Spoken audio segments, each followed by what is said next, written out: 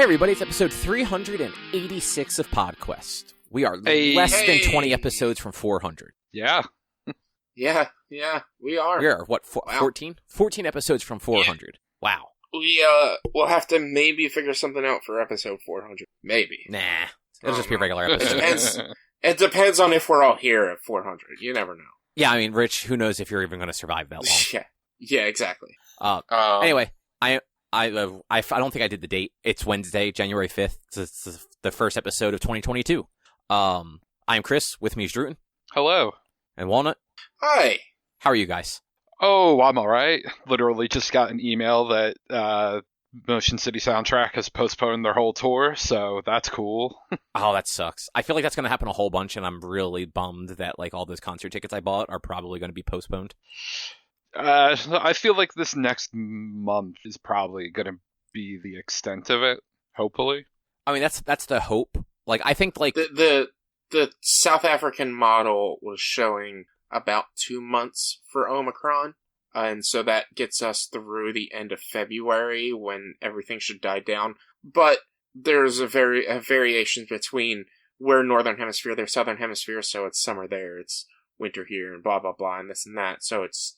They're still running the numbers to figure it out. Also, don't forget this country is full of a bunch of morons, and, you know, that... Yeah, absolutely. Absolutely. Yeah, true. What was I going to say, though? I was going to say something. Fuck. It's one of those days. Yeah, I don't even know. Episode 400, what we were talking about before.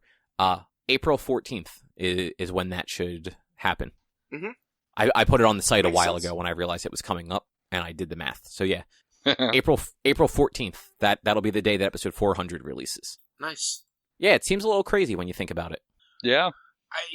I mean, it's the fact that we do 52 episodes a year, and we've been going on for over 6 years, or close to 6 years. Like, we've missed a week here or there too, or not 6. I mean 8. It's been a long day. We haven't missed an episode, though, since I think 2017? Mm-hmm. 2017 right. or 2018? Like, good for us, right? Yeah. Yeah. I think it's going to be a weird episode, guys. Why do you say that? I don't know. I feel like we're all just kind of tired today. And, like, not, like, tired, like we're not, like, interested in talking, but just, like, tired where I think the conversations are just going to be weird and maybe not totally linear. Maybe. We'll see. I mean, we're all going through it right now with Omicron and everything. It's. Well, no, you're going through it with Omicron. Me and Drew are actually pretty safe. Mm-hmm. Yeah, for the listeners' information, last week I had talked about that I got a COVID test. It came back. I didn't get the results until Monday. I got it on Wednesday. Damn. I didn't get the results until Monday morning at 3 a.m. That's insane. They came back negative, ran out. That day I worked. I had to cancel all my plans throughout the weekend until I got it back. That day I worked and then went food shopping after work. And then today I find out somebody in the household tested positive. So I'm back on quarantine for the next couple of weeks. Which really does suck. Yeah. If you need like help like getting like groceries or anything like that, let me know. Like, you can always like Venmo Erica money, and like when we go shopping on a Sunday, I can like pick up stuff and drop it off at your house. I appreciate it. I should be good through next week. I know you normally do like food shopping like every other week or whatever. So yeah. So I should be good through next week. I started, I mean, not rationing, but rationing and figuring out like, all right, how much do I cook? How much can I eat? This and that, and I know I have my plans for it. I'm going to cook this weekend to where I should not overeat until maybe late next week if I planned it all out properly. I should be good. And hopefully by then you know if you're safe or not. Yeah, I mean that's the problem with it is we have an unvaccinated person here, and they are both sick longer as well as contagious longer. And so, because they're contagious longer, I have to wait until their contagion is done, and then 5 days after that for my contagion to be done, whether or not I'm sick, because there's a very high likelihood I won't display any symptoms. because I am vaxxed and boosted. Even if I get sick, there's a chance I won't display any symptoms. So I gotta wait pretty much 5 days after his 5 days, or 10 days or something like that. I don't know, I have to do the math and figure it all out, but we were supposed to record bonus action, next week, next weekend, and it's not gonna happen. That's for sure. What an asshole. I mean, here's the thing. No, you. I just want to be clear, I'm talking about you. I know. The thing is, I don't want to record that over the internet, so if it turns out that we have to take a break from playing the game in order for everything to be safe to be able to record, it's going to happen. It's just it feels like it's going to be better quality if we're all in person instead of online. Mm-hmm. D&D online is rough. So yeah, that's why I had thrown out there in that group chat we had earlier that if it looks like maybe we aren't going to get to record before the end of the month, we'll like hop on like Board Game Simulator or something and play something none of us have ever played before, and then we'll do like an hour long like discussion about the game afterwards and throw it up on that feed. And if we're doing it on like Board Game Simulator, like we can just record the gameplay with like OBS or something and upload that to YouTube also. Yeah, but we should with how everything works out, we should be good to be able to record at the latest on the 30th. Should be. Who knows? So we should be able to record on the 30th, which gives you, Cobb, a week to edit before posting. Yeah, like as long as we record by the 30th, I can at least get one episode edited by the 4th for Patreon. And then the other ones, like, I have a little bit more time to space out. And that's, everything works fine. No one else gets COVID. No one else gets sick. And we can all meet on the 30th. So it's still up in the air because, like we already said, Omicron is wreaking havoc. That it is. But enough behind the scenes quarantine chat. What is on the agenda for tonight? So tonight, Cobb, you're going to talk a little bit more about Skyward Sword, even though we spent like an hour on that last week. I played Tribes of Midgard. We all watched the latest episode of Dropout's Game Changers, and I want to talk about it because it was great. We all also should have at least watched Final Fantasy XIV doc from No Clips, and a little bit of conversation about Cobra Kai Season 4.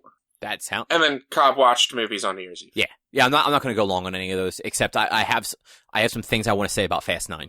Family? That is not a thing I want to say. It'll come up. It always comes up, but it's family, man. Whew, that fucking movie, guys. Holy shit. But yeah, so Skyward Sword, I don't want to talk a lot about it. I just want to say that I did try it with the Pro controller. Mm-hmm. It both controls a little bit better and worse, as weird as that is. Okay. So it's what I'm noticing is when you have your sword, whether you're holding your sword in a direction or not, it is very specific on what it considers a sword-like swing. Whereas I feel like with the motion controls, the way that they had it set up was a little more accurate. It's not the right word because I really doubt it was super accurate, but it was just a little more like if you flick your wrist, it's going to count that as a sword slash, regardless of what direction you're going in.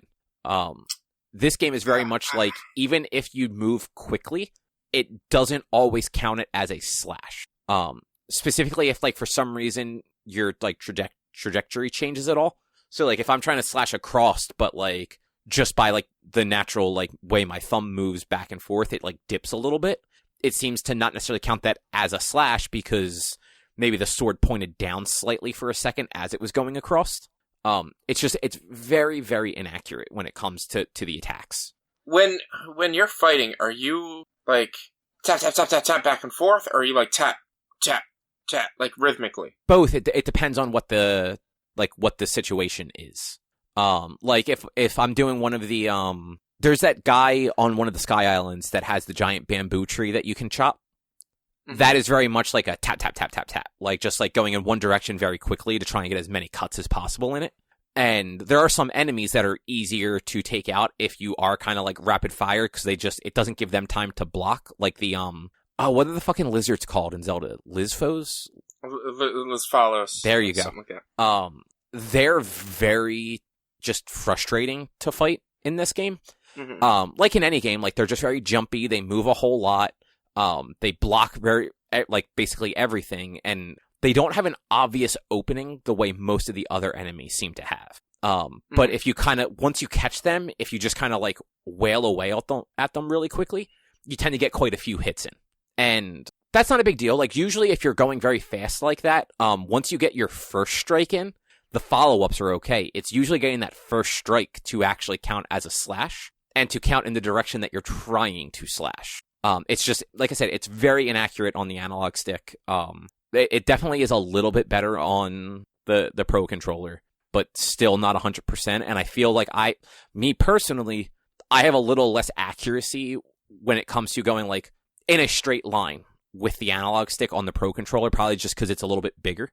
The Joy-Cons are, they're tiny. So like moving across the thing, like there's not a whole lot of movement going on there versus the Pro controller where like it is a little bit bigger. It has a little more space to move around. One of the most frustrating things I ran into though was the very first boss, I guess you'd call it, that you fight. Like the main villain, I guess he is.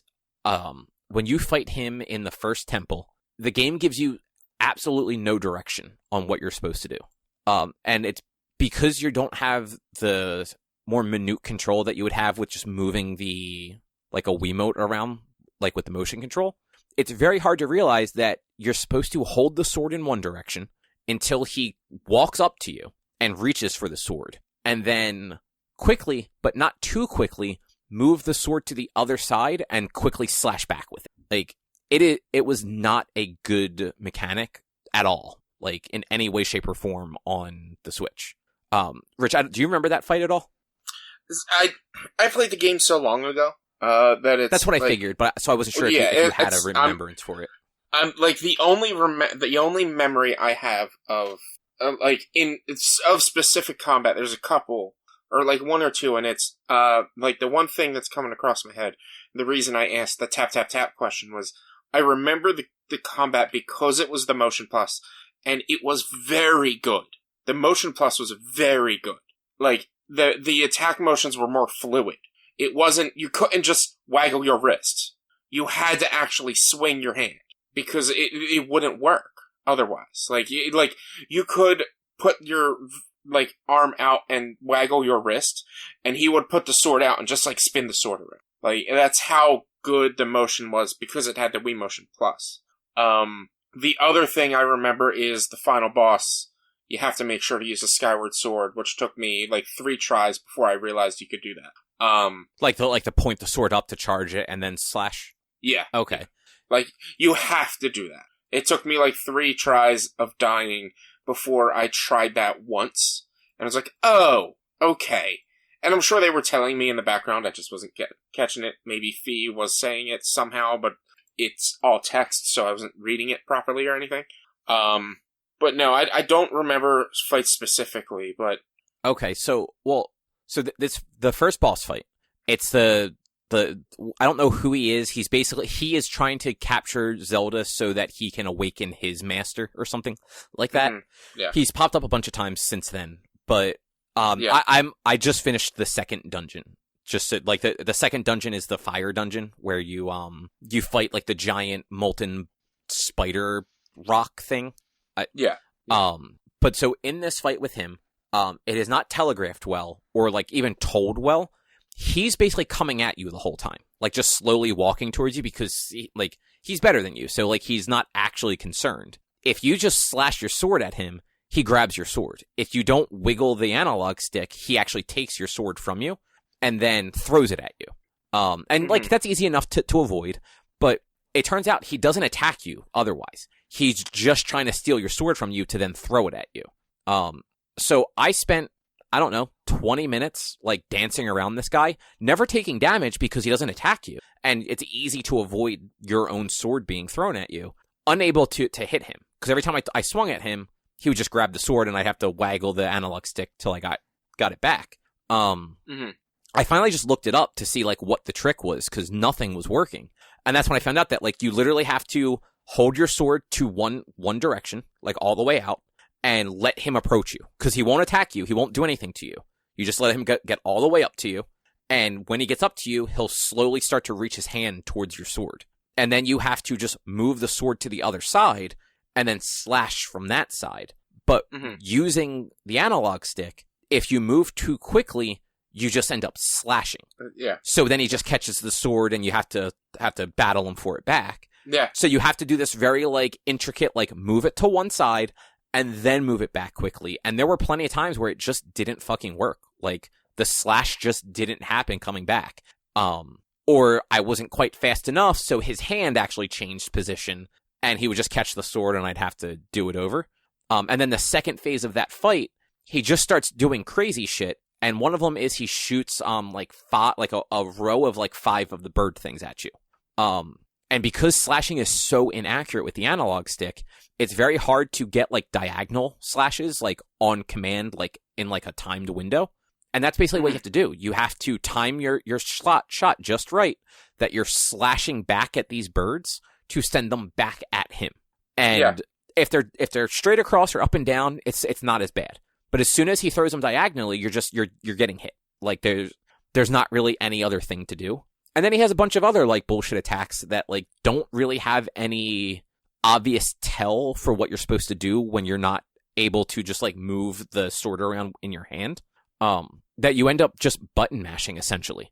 You just, as soon as he does something, you just start, wailing away at your sword and hope you hit him as he comes at you. And it's just, I could definitely see how that stuff was meant to work with the motion controls, but, it does not work at all with what they're trying to do with the analog stick controls. That said, beyond, the combat, I think the rest of the game actually works pretty well. The puzzles are all very Zelda puzzles, exploring the world is very Zelda-y. There's some things that are just, they're not super intuitive, throwing things. Especially bombs and, there was one other thing that was super unintuitive, and I forget what it is now. But, it works. It's just one of those, it's not second nature sort of throwing, because it's kind of Drew, it's like when you're playing, the hockey games. You're using the analog stick to throw things.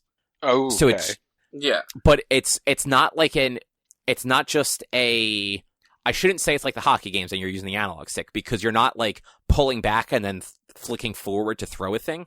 You're basically either pressing up on the analog stick or down, and that determines if you're throwing it in an arc or rolling it across the ground, and you get the arrow on the ground for the direction it's going to go, and then you hit another button to actually get rid of it. And if you don't do it in the right order, especially with a bomb, you might just accidentally drop it on yourself and explode it. Yeah, I think if it's in my head that throwing bombs, you would be picking up and then throwing with the Wiimote. Oh, 100%. You probably held the Z button. I think it was the Z button, the trigger underneath, and then I think it was, no, that was B. Yeah. Was that B underneath? Yeah, it was B. Yeah, A and B were A on the remote, and Z and X and Y, X, Y, and Z were on the joystick, or no, I don't. No, there wasn't an X and Y for it. It was A and B and no 1 X, and 2 Y. on the Joy-Con or on the Wiimote, and then I think it was just the one trigger on the nunchuck. It was the analog stick and the one trigger. 2 triggers. I On the joystick. a set of them 3 feet away. Let me grab them real quick. but yeah, no, that sounds weird and bad. The throwing things in the new version. It's I haven't played it. I don't know. I would like to try it, but it just, the game worked and felt really well with motion controls, and those controls and how particular they were, I guess is really hard to translate into controller controls.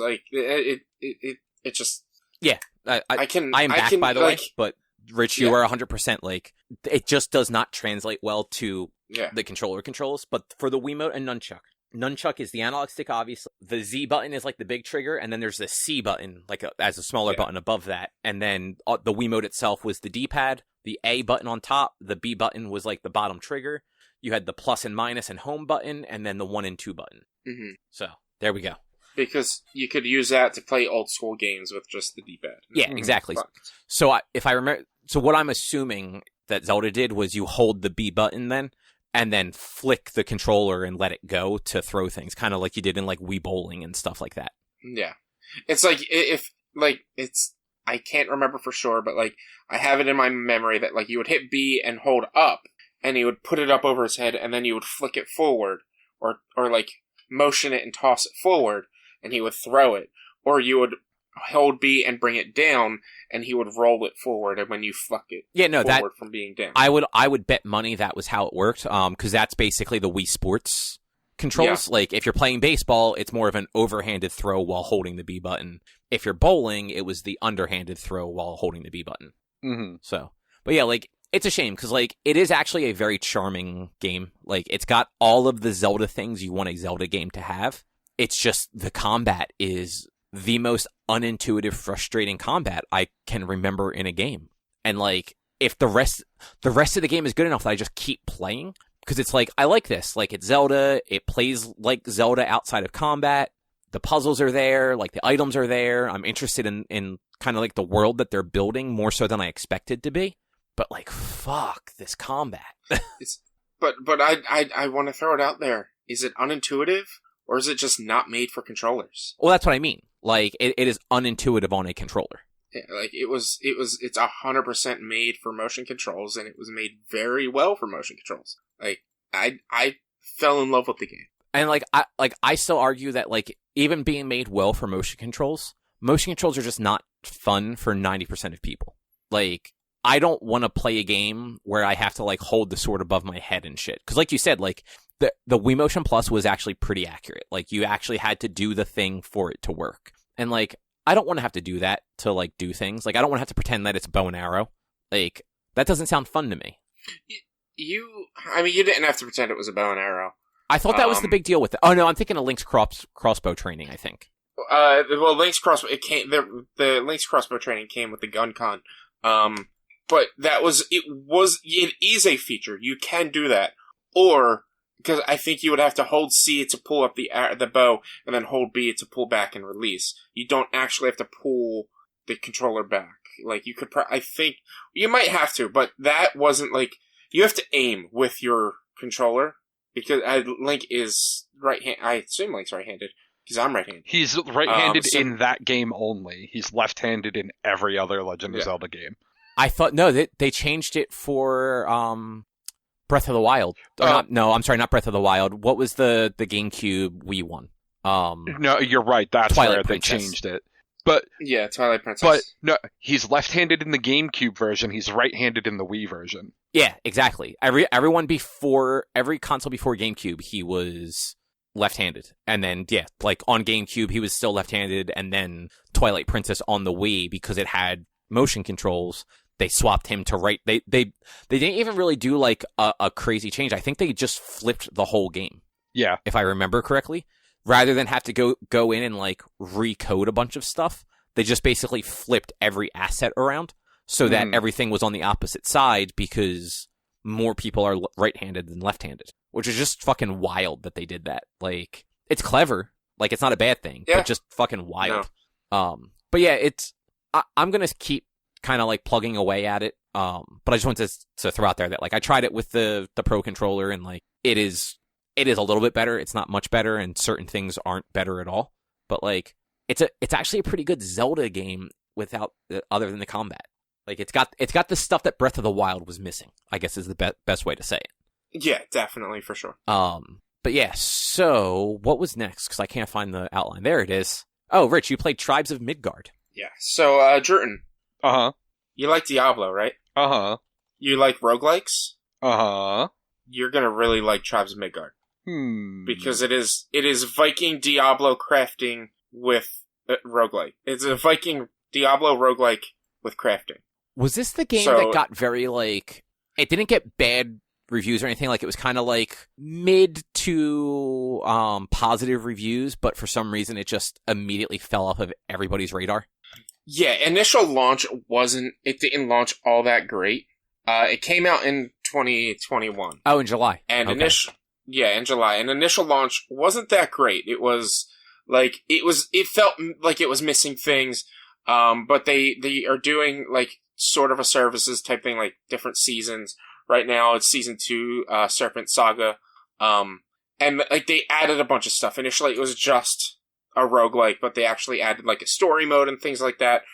They have a lot of, like, seasonal cosmetics right now because it's Christmas time. You fight some of the goblins you fight are snowmen and shit. It's ridiculous. Did you buy this game? I did. I got it on Steam because I got a couple Steam gift cards for Christmas. And so like I tried it out last week and I thoroughly enjoy it. I did 2 runs. My first run was about a half hour. My second run was probably about an hour and a half to 2 hours.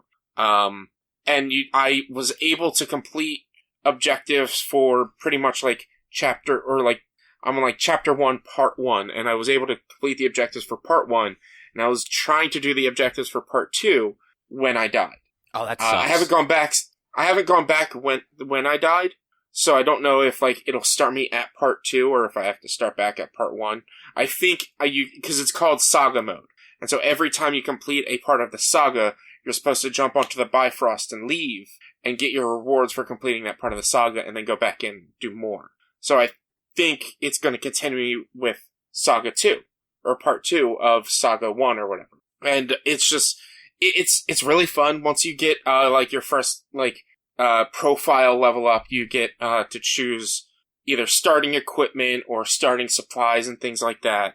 The goal is to go out, gather supplies to build up encampments around your main base so that they can send you supplies so you can build and upgrade and repair the base around you as well as the equipment that you're using, and then go out and fight. And it's an isometric style point and click. It's only two attacks. It's left click and right click. There's nothing else, but you can like spacebar dodges, and it doesn't do a jump, but it dodges and stuff like that. You can go out and you can potentially get loot by killing some of the enemies, or you can build up your loot by completing objectives and achievements. Like, one of the weapons I was able to build, I couldn't upgrade until I completed an achievement on my main profile, which after that second run, I completed that achievement. So now in continuing runs, I can build the 3rd level of that weapon because I did the achievement overall. And it's just, it's to me, it's really fun. It has a cool concept. The art style is really cool. And the gameplay loop of, I think it felt like maybe every 3 to 4 days. The day-night cycle is really quick in the game. And it felt like maybe every 3 to 4 days a new Jotun, which are the giant enemies, come and fight you. And you just, it's just exploratory crafting. Like, it's not survival because you don't have to worry about food and water and stuff. You don't have to worry about that stuff. It's just crafting. And if you die, you come back at the World Tree, and the whole goal is to protect the World Tree. If you can't protect the World Tree, then your run is over. But if you die like 4 times, that's fine. You just have to go back and get the equipment you dropped. You don't drop all your equipment, you just drop some of it, you lose some experience for that run. So, like, your character levels up as you're playing, as well as you get your profile level ups after each run. And your profile level ups unlock differently, mostly cosmetics. They're not really that important. Okay.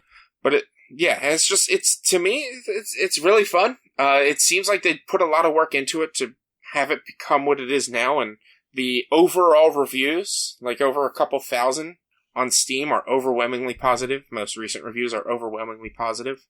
And I think you would enjoy it. It combines kind of 2 of your favorite playstyles of Diablo and roguelike into one thing. Yeah, I was just looking at like the screenshots on Steam. It has a bit of a torchlight look to it. Yeah, it very much does have like a torchlight look. One funny thing, I posted on my Instagram when I was playing it, because I was playing it on stream, and it is published by Gearbox Publishing. Mm-hmm. So I did hashtag Gearbox. I have a car guy follow me now because I did hashtag Gearbox. That's funny. And so I tweeted, I was like, I wonder if this guy knows that all I post are Funko Pops and my dog. I don't know if he's unfollowed me yet. That's still funny though. Yeah, and it's really cool. You get different secondary abilities with each weapon, and so you build up mana by attacking, and you can use your right click to use your secondary ability. Some of them are just throwing like a single, or depending on the level of your weapon, a single or a double or a triple, like circular slash. Some of them are like an area of effect around you, aura type thing. I haven't really been able to experience too much. I've only played for about 3 hours. Because on stream, I only played for about 2 to 2.5. And then I played for a half hour to do the tutorial before stream, so I didn't have to do that while on stream. And yeah, there's a lot of, like, different strategy behind it where, like, what do you do first? Do you build up your own gear, or do you try to build up your outposts so that they're bringing you equipment, or they're bringing you supplies, so then you can just use those supplies that they bring you every 10 minutes to then build up your base and your equipment? Do you just go out and explore, or do you bother defending your base for a long time? Like, there's a lot of different play styles that you can do, and I've yet to play it with other people. So like I said, I only did about 3 hours. But I had a ton of fun. Yeah. And there's occasional, like, event quests and stuff that you can do on the map as you're playing as well. So just to throw out there, it literally goes along with what you were saying, Rich. The team that made this game actually took inspiration from survival games like Don't Starve Together and action role-playing games like Diablo. Yeah. It also says that, like you were saying, it doesn't feature permadeath or anything like that because they were trying to make it accessible and streamlined for new players rather than being very obtuse the way a lot of, like, survival games can be. And I may have missed you saying this because I got distracted for a minute with something. But I like that the whole, like, kind of concept is you're protecting the seed of Yggdrasil, and if it's destroyed, it's just Ragnarok arrives and the session's over. Yeah, that's pretty much what it is. I didn't touch on that because it's like that's kind of how they explained it back when the game was originally coming out. I honestly don't remember anything about this game other than like I remember it at the time when they first showed it. It looked incredibly, like, generic. Like it just didn't look like anything special. It did get it's got like 70s on Metacritic. So like IGN gave it a 7 out of 10. So like it's not a bad score.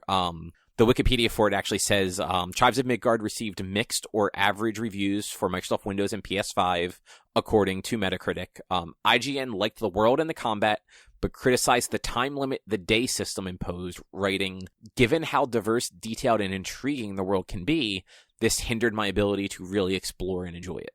Yeah, I can understand that, because there is a day-night cycle, and at night, enemies will attack your base.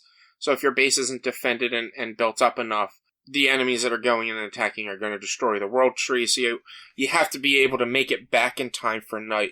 But, like, the day-night cycle isn't that long, but it isn't that short either. That, like, they give you ample enough time to let you run back or find a teleporter back to defend. And then, like, there's teleporters dispersed throughout the entire place. Once you find it, you can then use it to go back and forth. So, to me, that doesn't really hinder your exploration, because once night is over, you just teleport back to where you were and continue doing what you were doing. One of the great things that I love about this game, there is no inventory limit for all of your inventory. Like, you can hold all of the different kinds of woods, all of the different kinds of stones, all of the different kinds of metals, all at once. You don't have to manage inventory. You might have to manage, like, your weapon inventory, because you can hold multiple weapons. And there is weapon degradation, but they don't break if they break. You just can't use it until you repair it. Okay. And if you can generally hold or have 2 weapons equipped, if both of those weapons break, it'll switch you to another weapon. Okay. So it's always good to, like, have a couple of weapons. Your main ones are going to always be equipped, and every time you go to base, you repair them. But if they happen to break while you're out, you may have a couple of others. You just either go into your inventory, quickly equip those 2, so that you can switch back and forth, and then once you get back to base, repair them. The weapon degradation is not a bad thing. It's honestly, I didn't realize it for most of my second run, until, like, I was running around only punching things. It's like, what the hell? And then I found out, oh, my weapons broke. But I didn't know that there was a repair station. I just ended up buying new weapons. And then I found the repair station and repaired all my weapons. That's okay. Yeah. It is very streamlined. It is very much like, you've got the roguelike aspect where once your tree is destroyed, your tree is gone, that's the end of your run. When you start back up, you start back with nothing. And you have to build up. But if you die in game, you don't lose everything. You just lose something. And that's like what I really like about the accessibility of this game. And it's just like combat. It's mostly like click and hold. You don't have to tap, click. And the like attacking things and hitting things to recover your mana. I mean, it's kind of in a lot of games now. It's a known thing now. But they do a really good job of teaching you how to play in the tutorial before you actually go in and play the game. Yeah, which that's actually kind of cool, because like a lot of times, like survival games, roguelikes, anything like that, they can be very obtuse. Yeah, it's like a lot of the survival games I've played, like there's no, like the only one that I can think of that has a decent tutorial, and it's decent, it's not amazing, is 7 Days to Die, where they have 7 quick objectives for you to do that teaches you how to craft and what you need to pick up and your major resources and this and that. But after those, they don't really give you anything else. And a lot of other survival games, they tell you, oh, here's how you drink, here's how you eat, now go. And they don't give you much. Whereas this one, it's like, okay, you need to gather wood, you need to gather stone, you need to gather this. This is why. You can repair this, you can do this.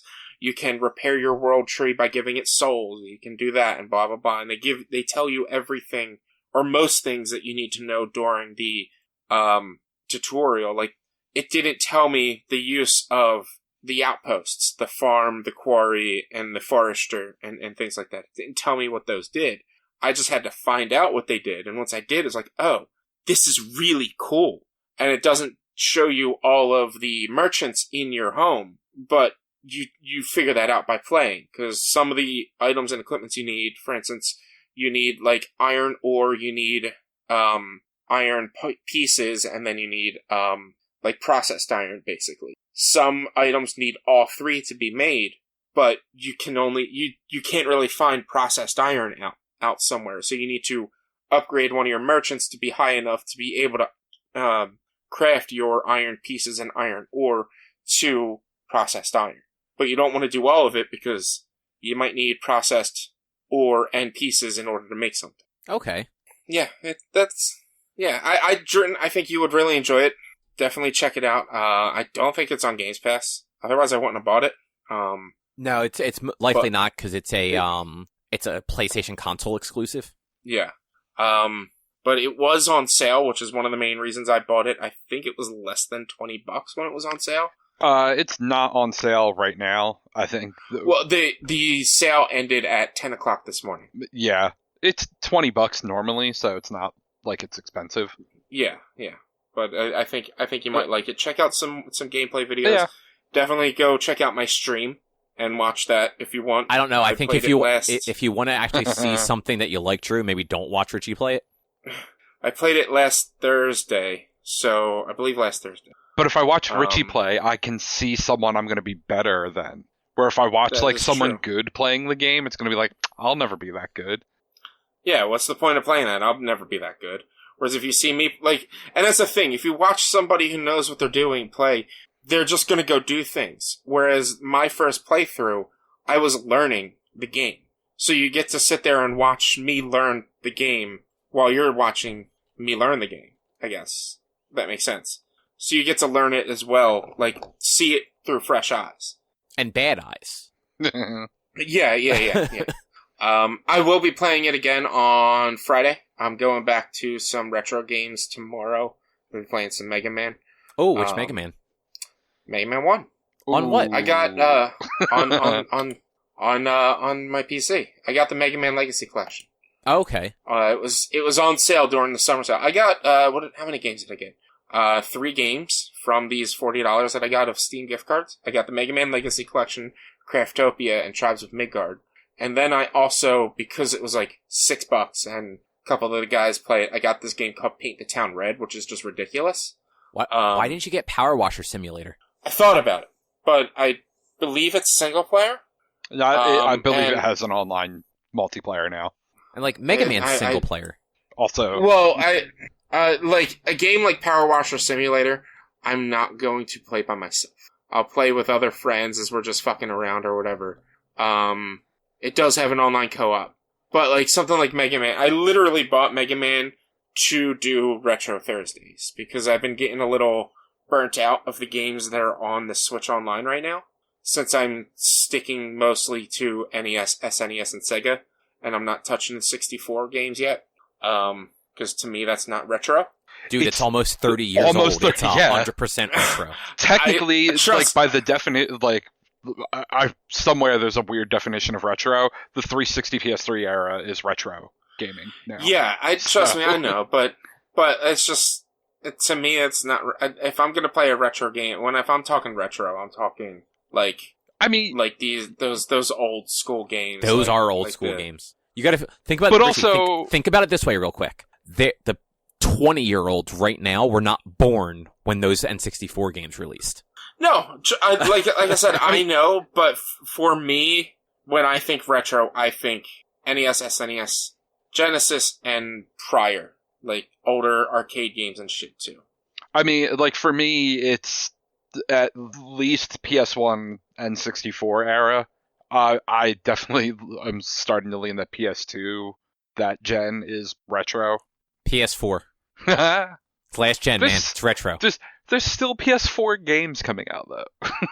Yeah, but I mean, there were PS2 games coming out until 2015, so who the fuck cares? Look, they just released a Super Nintendo game like last year. That's true. Did they? Yeah, somebody like released a game on an actual Super Nintendo card. I can't remember what game it was, but you could buy the cartridge and you could put it in a Super Nintendo and it would actually play. That's pretty cool. Yeah. But I'm curious before we move on to the next thing. Rich, when was the last time you played a Mega Man game? Let's see. I'm trying to remember. There was it was a couple years ago when the Legacy Collection came out on the Wii. I bought that. No, base Mega Man. That was around. Not that X. was around when Regular Mega Man, not Mega Man X. Yeah. Okay. They had the Mega Man Legacy Collection on the Wii. I bought that and started my way through all of the Mega Man games, because I believe Mega Man Legacy Collection 1 is 1 through 5, and then the second one is like 6, 7, 8, and 9, or something like that. Some of the later ones were just all of them. Like, I think the Switch release is actually all of them. If Mega Man Legacy Collection 2 on Steam is all of them, I'm going to be so mad. That would actually be very funny. But, like, really, you only want 1, 2, and 3. Everything after 3, like from the core Mega Man games, were bad up until 9. So Legacy 2 is 7, 8, 9, and 10. And what was it? What was the 8-bit one that came out on the Wii? Was that 9? Yeah.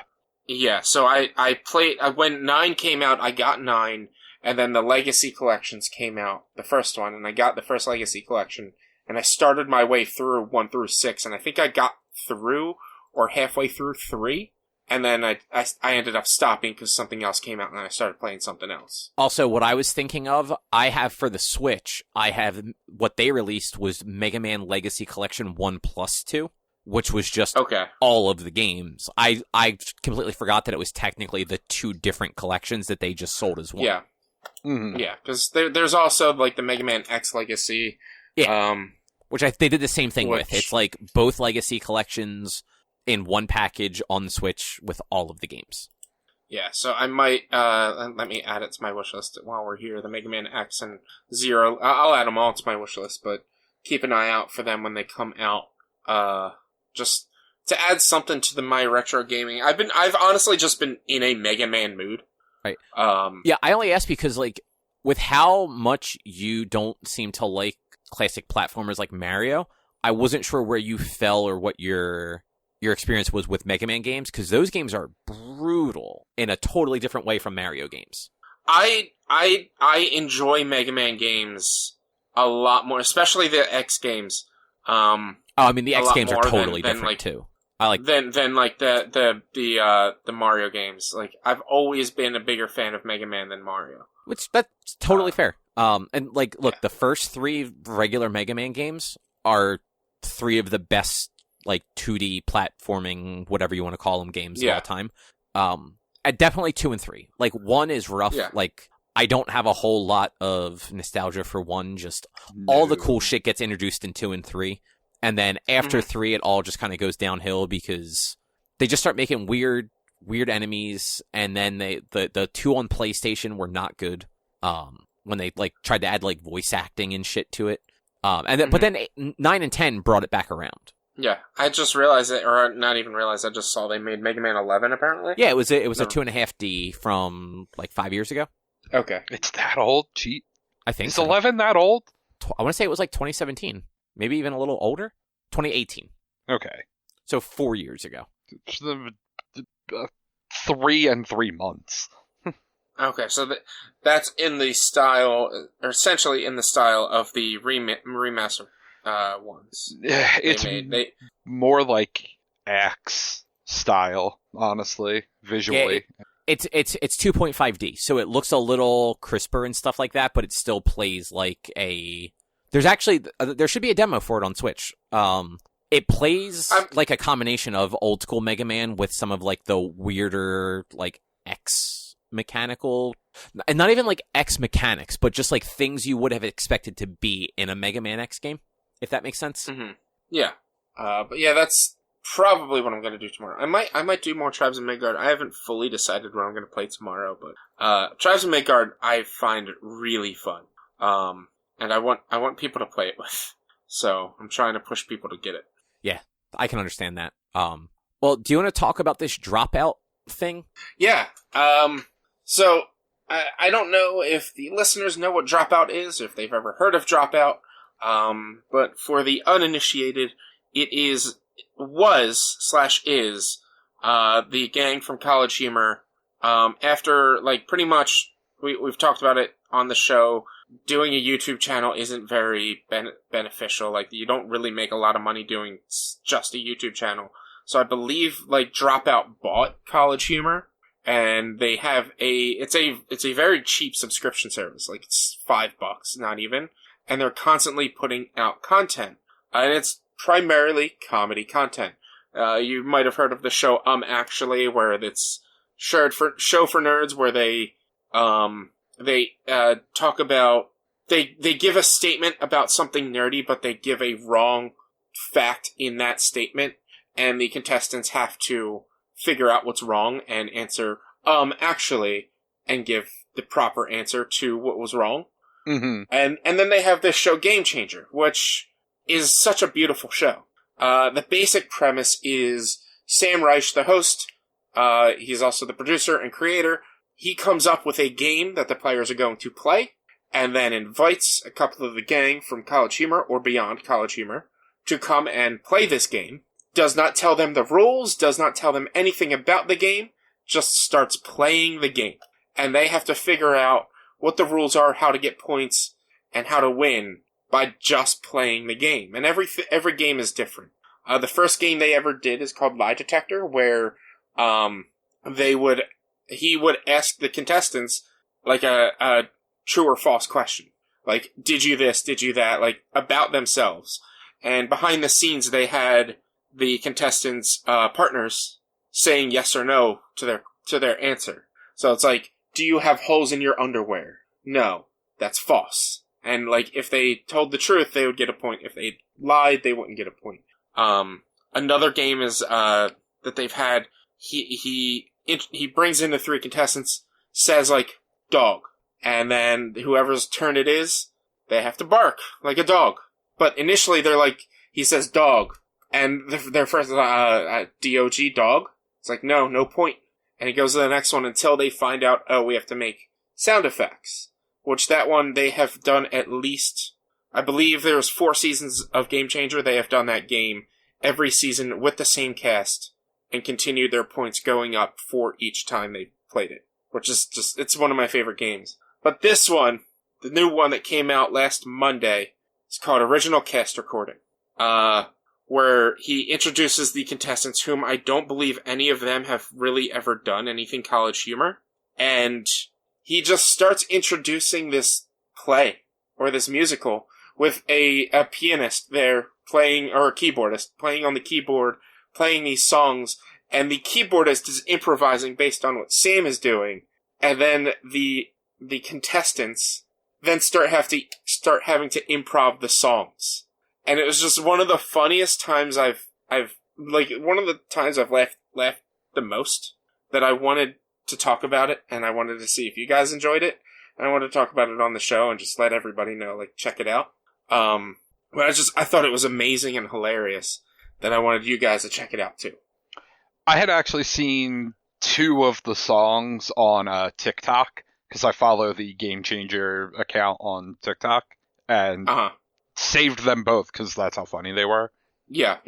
Yeah, I'll be honest, I didn't enjoy this at all. You don't like fun, Cobb. I do like fun, but like I did not fully understand. Like, even though Rich, you kind of gave like an idea for that, I really didn't understand that it was just they just started doing stuff and had no idea what to do. So like I was just very confused from the get-go about what was going on. But like I also don't like game shows or college humor. So like a lot of it just wasn't kind of like hitting for me. I did think that their improv very good. Like they were very talented to be able to come up with that shit on the fly and actually make it rhyme and sing it. Just it was not for me. Like that whole channel, I can almost guarantee is not for me. See, I'd have to argue. You said you're not a fan of game shows or college humor. As far as I can tell, the only person who was from College Humor that was on that cast on that game show was the host, Sam Resch. I know, I'm not... The rest of them are comedians. No, I get just that. Generic improv comedians. I meant, like, I never enjoyed the content that College Humor put out. Ooh. Sorry. He's throwing things. Yeah. Come on now. My phone fell. Yeah, like, it was just, like, every video I ever saw from College Humor, I just, like, there may have been 1 or 2 here or there that, like, were fine, but I just generally did not enjoy their content output. And I went into this totally open-minded. I just, like, I'm watching it and, like, this doesn't make any sense. It's kind of boring. Like, they're very talented at improv, but I was otherwise just kind of unentertained. You don't like you don't like musicals, do you? I mean, I don't dislike musicals, but other than Disney musicals, like, I've only seen, like, 2. Oh, man. So, I'll say this. I agree with you that I thought College Humor kind of sucked. I like almost everything I've ever seen that's on Dropout. Like this was I think, Rich, you have mentioned them before, and I've just immediately discounted them because you said they used to be College Humor. So this was actually the first thing I've ever seen by them, and I think like their production values were very good.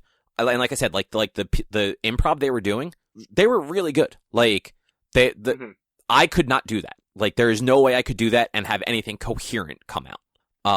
It's just like I didn't find any of it funny. That's a shame. Agreed. Comedic gold. It's comedic gold. I would. You have the trial for. I think it's like a week-long trial. It is 3 days, and I already canceled it. Was it 3 days? Yeah, and as soon as we finished watching the episode, I immediately canceled it because I didn't want to accidentally be charged $5 for stuff that I didn't enjoy. Because like there are a bunch of like really there are some missed episodes of Game Changer. I will admit there are a few like episodes that just really weren't that great. I mean, anything that is more than one thing, more than one episode is almost guaranteed to have bad episodes. Yeah, like there was one I remember where it was like a conveyor belt, and they had he the pineapple apple pen song or whatever. Yes, he basically would do that. He would say like a combination of words, and they would have to put together like a sandwich from things coming off a conveyor belt of like the stack of whatever words he said. That one to me, I was like, this one's dumb. Because I've watched every episode of Game Changer. There might be a few that I didn't watch that I missed while they were like still on, like doing it virtual on during the pandemic. But like some of my favorites are there's a mystery murder one that is just great. That's in season 1. Clips from that. It one is so good.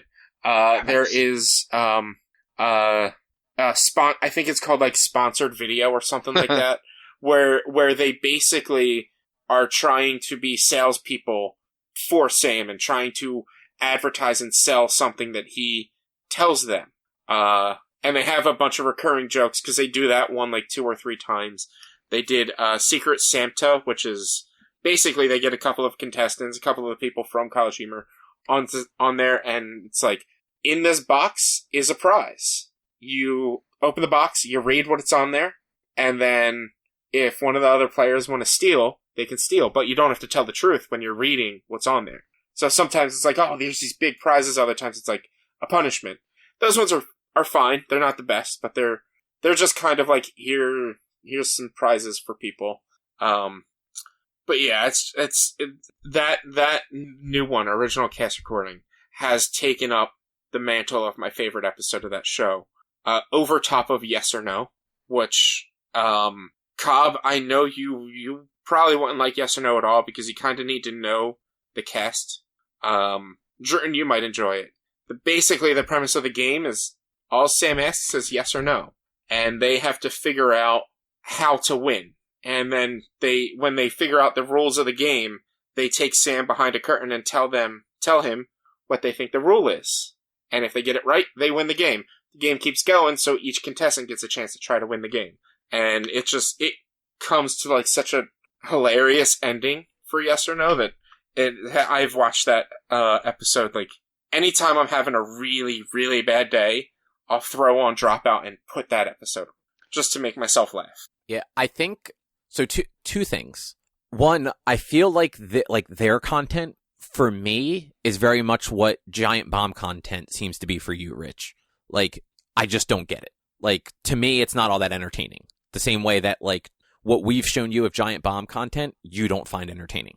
The other thing, thinking about it, you guys both watch a lot more like internet stuff than I do. Like, I don't watch YouTube. I don't have a TikTok. I don't have an Instagram. Like, I'm not watching like internet content the way you guys do. Like, I listen to a lot of podcasts, and like there are some podcasts I watch on YouTube, but they're still just podcasts. They're just a bunch of people having a conversation. I'm not watching like silly scripted things or like TikToks that are, you know, what are they, 10 seconds or 20 seconds or whatever? They're like 30 seconds to, I think the max is like 2 minutes now. Oh, I'm thinking of Vines that were super short. Yeah. Vines were 15 seconds. 6 seconds. 6, yeah. Yeah. So like, I've got nothing against any of that stuff. Like, it's not like I'm like, oh, this stuff's stupid, I don't want anything to do with it. It's just, I never got into it, and like, I don't care. Like, I don't like sitting on my phone watching short videos. Like, that's just not entertaining to me. So I don't do it. So like, I think you guys just have a different sort of like sector of your brain that you don't. We understand. you don't like comedy. That's I do like comedy. I don't like that kind of comedy. But like, you don't like improv. Yeah, I mean, like, I like some improv, not all improv, but like, there are 100%. I am certain there are probably things on that channel that like I would find legitimately funny. This one didn't. There's yeah, like I scrolled through. They have a ton of content. Yeah. I would probably find something entertaining, but like, I don't want to give them $5 a month for maybes. Especially like, I have too many other things already that like, if I want to watch stupid videos, I can just go to YouTube. Like, I have a YouTube account, and I have YouTube Premium because I fucking hate ads. Not that Dropout has ads, but you know what I mean? Like, I'm paying for one thing already. I'd rather just go use that thing I'm paying for if I want that sort of content. A lot of episodes of actually are on YouTube. Yeah, but honestly, Cobb, I don't think you'd like actually, because it is in a game show style. And that one's super a game show.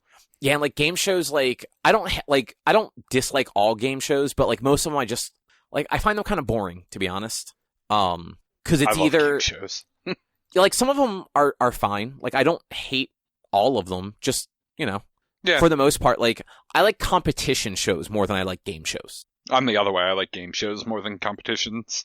Like we've been watching the hell out of the Great British Baking Show, and I absolutely adore it. But like, it's a competition. Like, it's the same group of people slowly getting whittled down till the end. Mm-hmm. Whereas, like, I don't give a fuck about Wheel of Fortune. No one gives a fuck about Wheel of Fortune, but like, Wheel of Fortune sucks. Yeah, like I don't watch Jeopardy, but I have an appreciation for Jeopardy, or at least for what Jeopardy used to be. I don't know if it's changed without Trebek. It's still I'll even argue. Good. I'll even argue Jeopardy's not a game show. The fun. Jeopardy is the game show. Yeah, that is the game show. I'm sorry. I know this is splitting hairs, but Jeopardy is a trivia show. It's not a game show. I think that's the thing. Like game show is one of those things where like game show is the very high level umbrella, and then you have all those other things underneath it. Where like your competition shows are a different umbrella. But like your game shows, you have your trivia shows like Jeopardy or Who Wants to Be a Millionaire. you have your really like gamey game shows, like your $100,000 pyramids, your dating games, your like $100,000 pyramids. Still, I would put that still in the umbrella of a trivia show. Yeah, I guess that's true. I was trying to think of other. It's not a question and answer show, but like because the host is not giving like the clues in $100,000 pyramid, but it's still someone trying to guess a thing they don't know. Yeah, but you know what I mean. Like there is a difference between like a show based around trivia where like your average person is not going on Jeopardy. Who Wants to Be a Millionaire? There's a little bit of like an overlap there because it's really just like how do you do on like their internet test to get onto that. But then you have like shows that they're quiz shows or trivia shows, but they're more like general trivia, like anybody could potentially be on it. And it just comes down to you on like how much useless trivia do you happen to know, and like how good are you at like context clues and deciphering things. But like I don't know, like that stuff just doesn't appeal to me in any real way. So like anything game showy, even when it's like jokey, just doesn't like really click for me. But like looking at some of their other content, it's like, oh yeah, no, some of this stuff looks like it's probably it looks like they produce it very well and it's probably funny, but like I don't know, I just don't care about internet videos. It's kind of I like internet like essay videos more than even when they're like goofy funny ones, more than I'd like scripted content like that. I just found out that they have all of the Dorkly bits on here.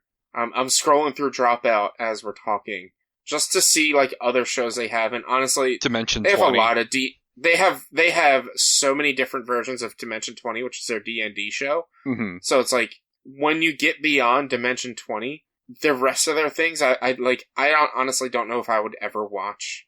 I really have the subscription for Actually and Game Changer. Been wanting to watch Dimension 20, just never got around to it. I saw what's her face from the shit. I can't think of her name. She Abria? did she's on something for them. Yeah, she DMs. That's where Sarah kind of fell in love with Dungeons and Dragons, was watching Abria DM on Dimension 20. Oh, Yeah. okay. Yeah, she had a season in Dimension 20. I'm not sure which season it was. Generally it's DM'd by what's his name? Brennan Lee Mulligan. Yes. I find him fucking hilarious. Oh, he's very funny. But yeah, they brought her in. Cobb, I'm gonna have to send you some of their clips from breaking news on YouTube. Can have you watch some of those. Cause that's just Don't Laugh News, where it's fake. It's obviously fake news, but it's them just trying not to laugh while saying these stupid, hilarious things. But see, like something like that, like when it's like purposely like people trying not to laugh at something because it's outrageous, like I don't find that funny. Like I would find it more funny if they were like reading real news, but like making it very like not reading like the serious news. Like I don't want to hear about COVID deaths, but if like they're picking out like the absolute bullshit and riffing on that stuff, that would be funny.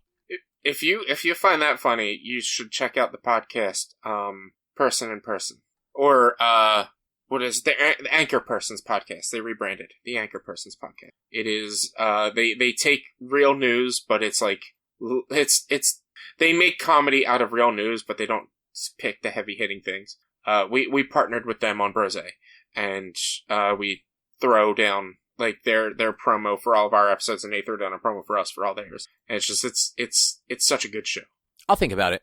I whittled down a bunch of my podcasts. I'm now only subscribed to about 90 of them. So see, I'm subscribed to probably a good 20 podcasts. I listen to like 4. I'm subscribed to about 90. I listen to probably 20 of them. 20 of them regularly. Like there are some that like I kind of like cherry pick episodes here and there. Like Krista Makes a Podcast.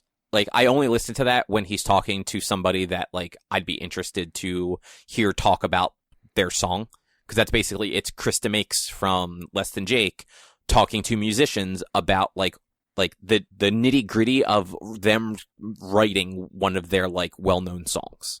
So like Mark Hoppus was on one of the first episodes talking about writing What's My Age Again. But like I haven't listened to one of them in like 6 months because there just hasn't been anybody on that like interest me. Mm-hmm. But then like I listen to like the Giant Bombcast every week. Mm-hmm. So, it's all over the place. Speaking of all over the place, do you guys want to move on and talk about this Final Fantasy XIV documentary? Yeah, let's get into Final Fantasy XIV. No clips. I do want to say it's a bad thing that we watched this. Did you resubscribe to Final Fantasy XIV? I want to. Well, look, there's good news. You can't buy the new content, and you can't sign into it. So there's just literally no reason to do it. Yeah. So if Richie, whenever they start letting people rebuy, I'll jump in and play with you. Did the doc make you want to try it? I've been kind of wanting to try it for a while. Like, it's been super hyped up for like the last like year and a half, especially, and so Heaven's Word was a fantastic expansion. I'm mad I never finished it. Like I got to like I don't remember like what update, but let's just say I made it to update 2.8, and then like the next update was the last one before 3.0 came out for the third expansion. So like I literally had one more update to go before I stopped playing and ended my subscription. And it's just like it's so good. It's really well how they make that game and build that game and continue to support it.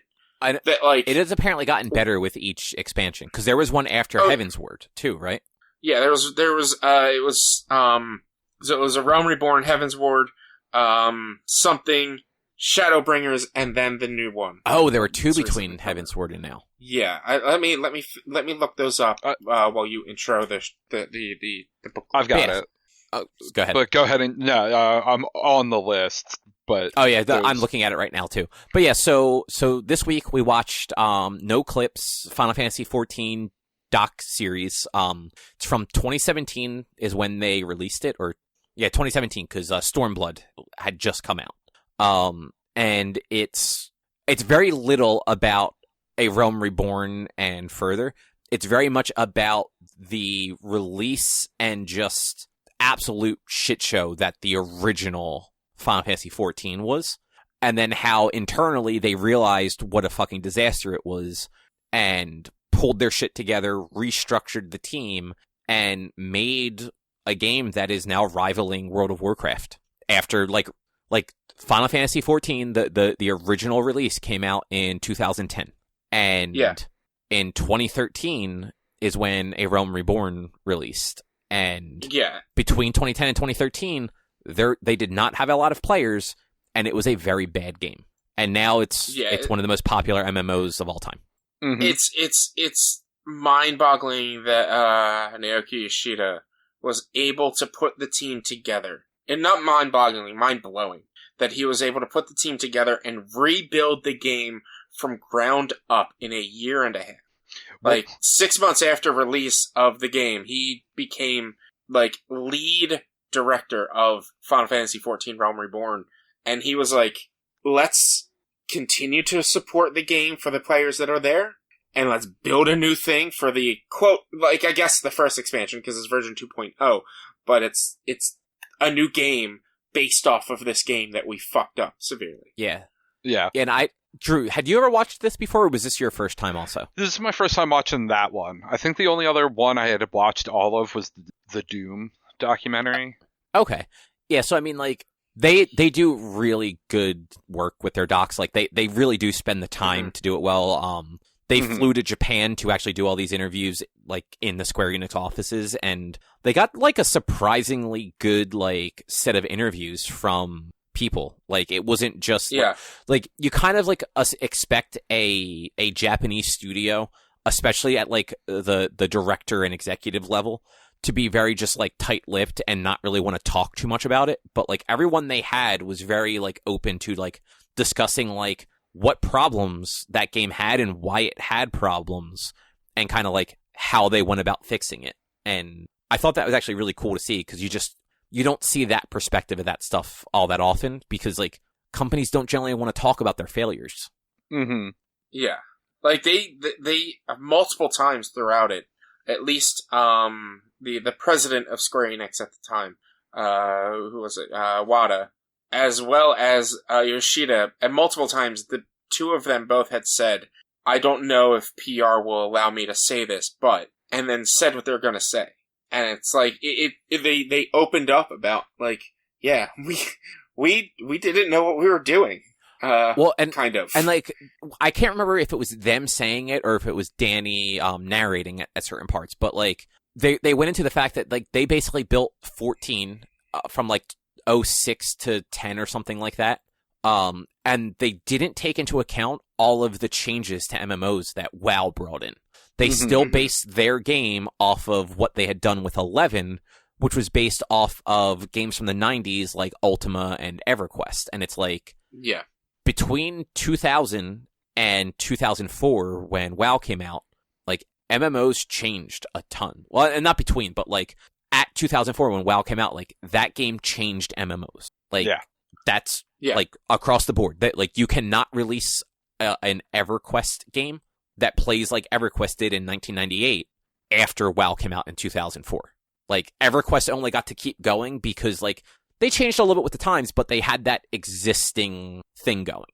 Like, look at all of the MMOs that released between, like, 2005 and 2010, and how many of them failed miserably almost immediately. And, like, like, Square Enix just didn't take any other region into account. They just looked at, like, what people were doing in Japan and said, okay, well, we're just going to make it the same way we did before. Like, this game still plays. Like, people still enjoy it. Fuck it.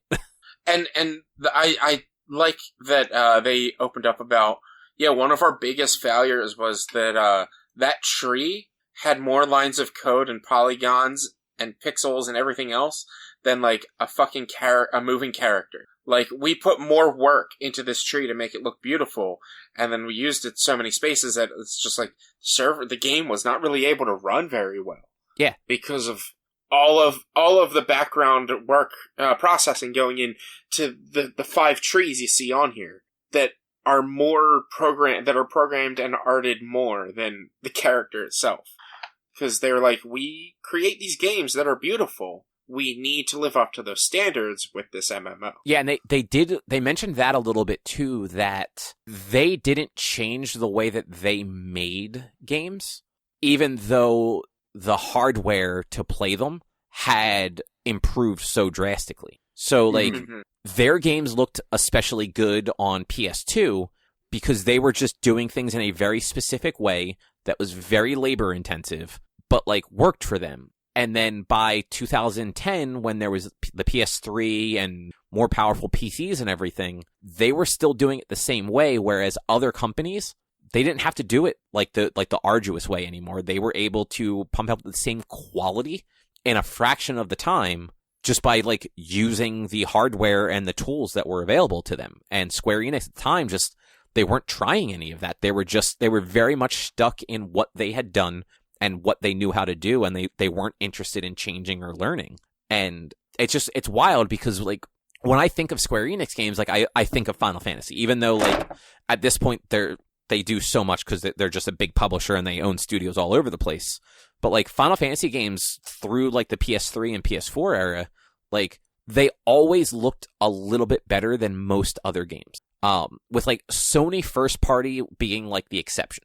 Like, your Naughty Dogs and Sony Santa Monica's, like, I don't know, they got, like, the extra horsepower out of the console that the other publishers just weren't privy to. But, like, Square Enix's character models and backgrounds and everything like that always looked just like a step above what everybody else was doing on any platform. And to find out that they were doing it in, like, just the most inconvenient way possible is like, Jesus, what would these games have looked like if they actually knew what the fuck they were doing?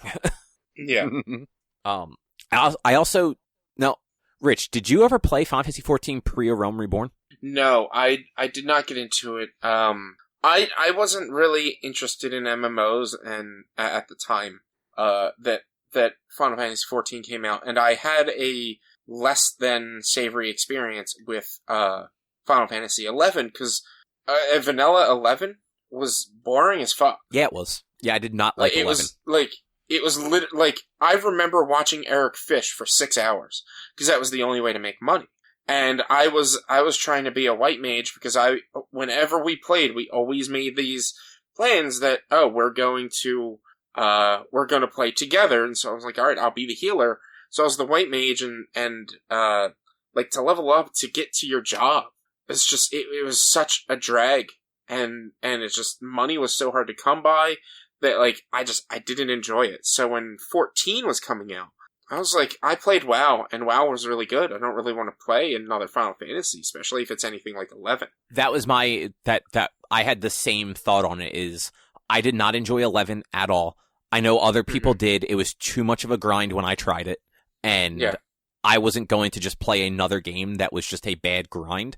And that was before I even had heard what a disaster the game was. That was just like, oh, they're making another MMO? Fucking no thanks. Yeah.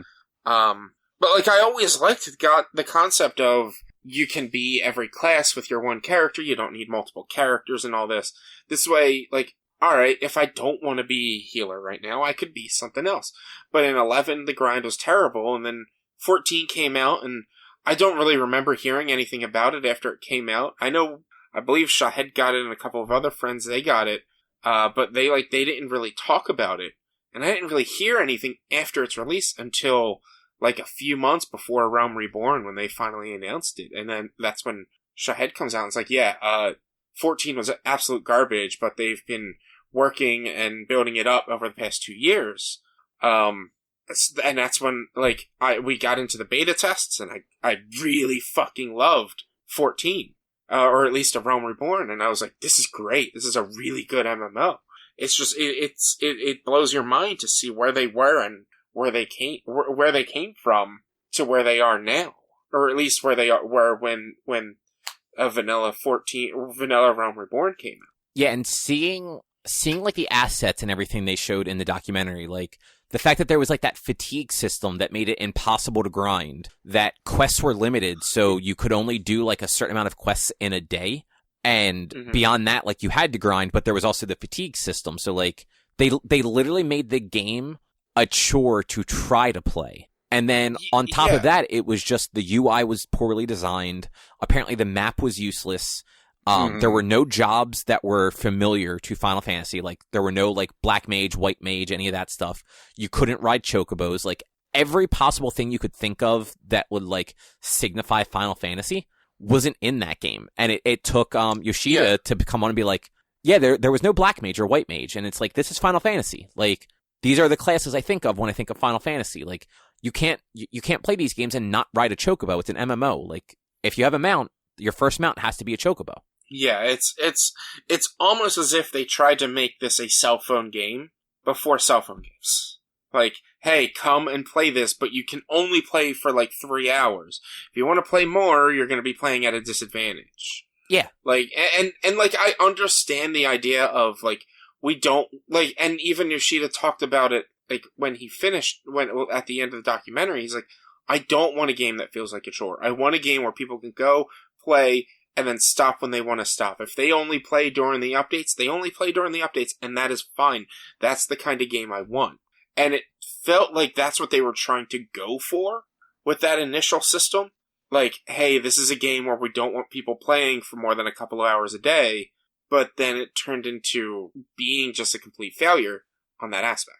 Yeah, exactly. And I thought, like, he was super, oh god, what's the word I'm looking for?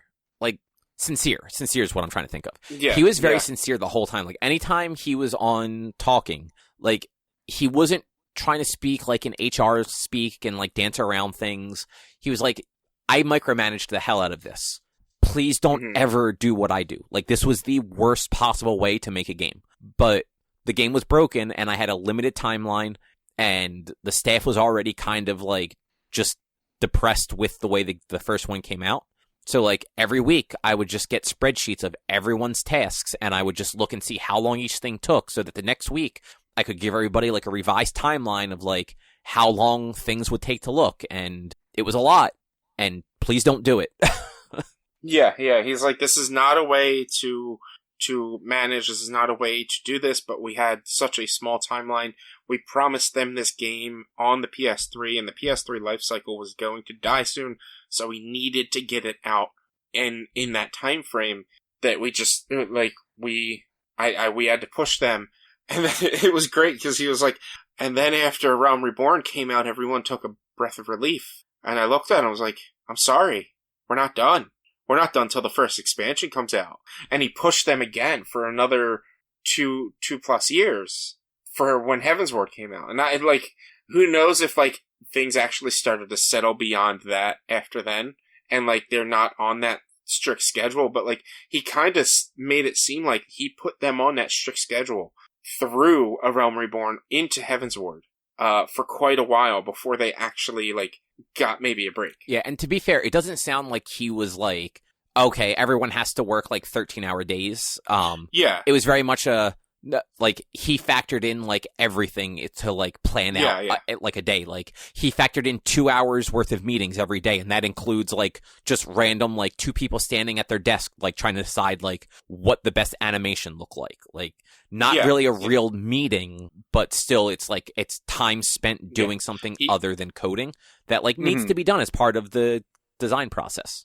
He planned for all the coders, programmers, and everything 6 hours of work, an hour lunch, and an hour of meetings and such. Like he to the T, like everything, because it's what had to be done, and it's like it was like he didn't overwork them, which is like that's as one of far the great as things. we know. Like as far as they were allowed to say, and as far as we know, he did not overwork them. He did not push 10, 12 plus hours. Like maybe some employees stayed later.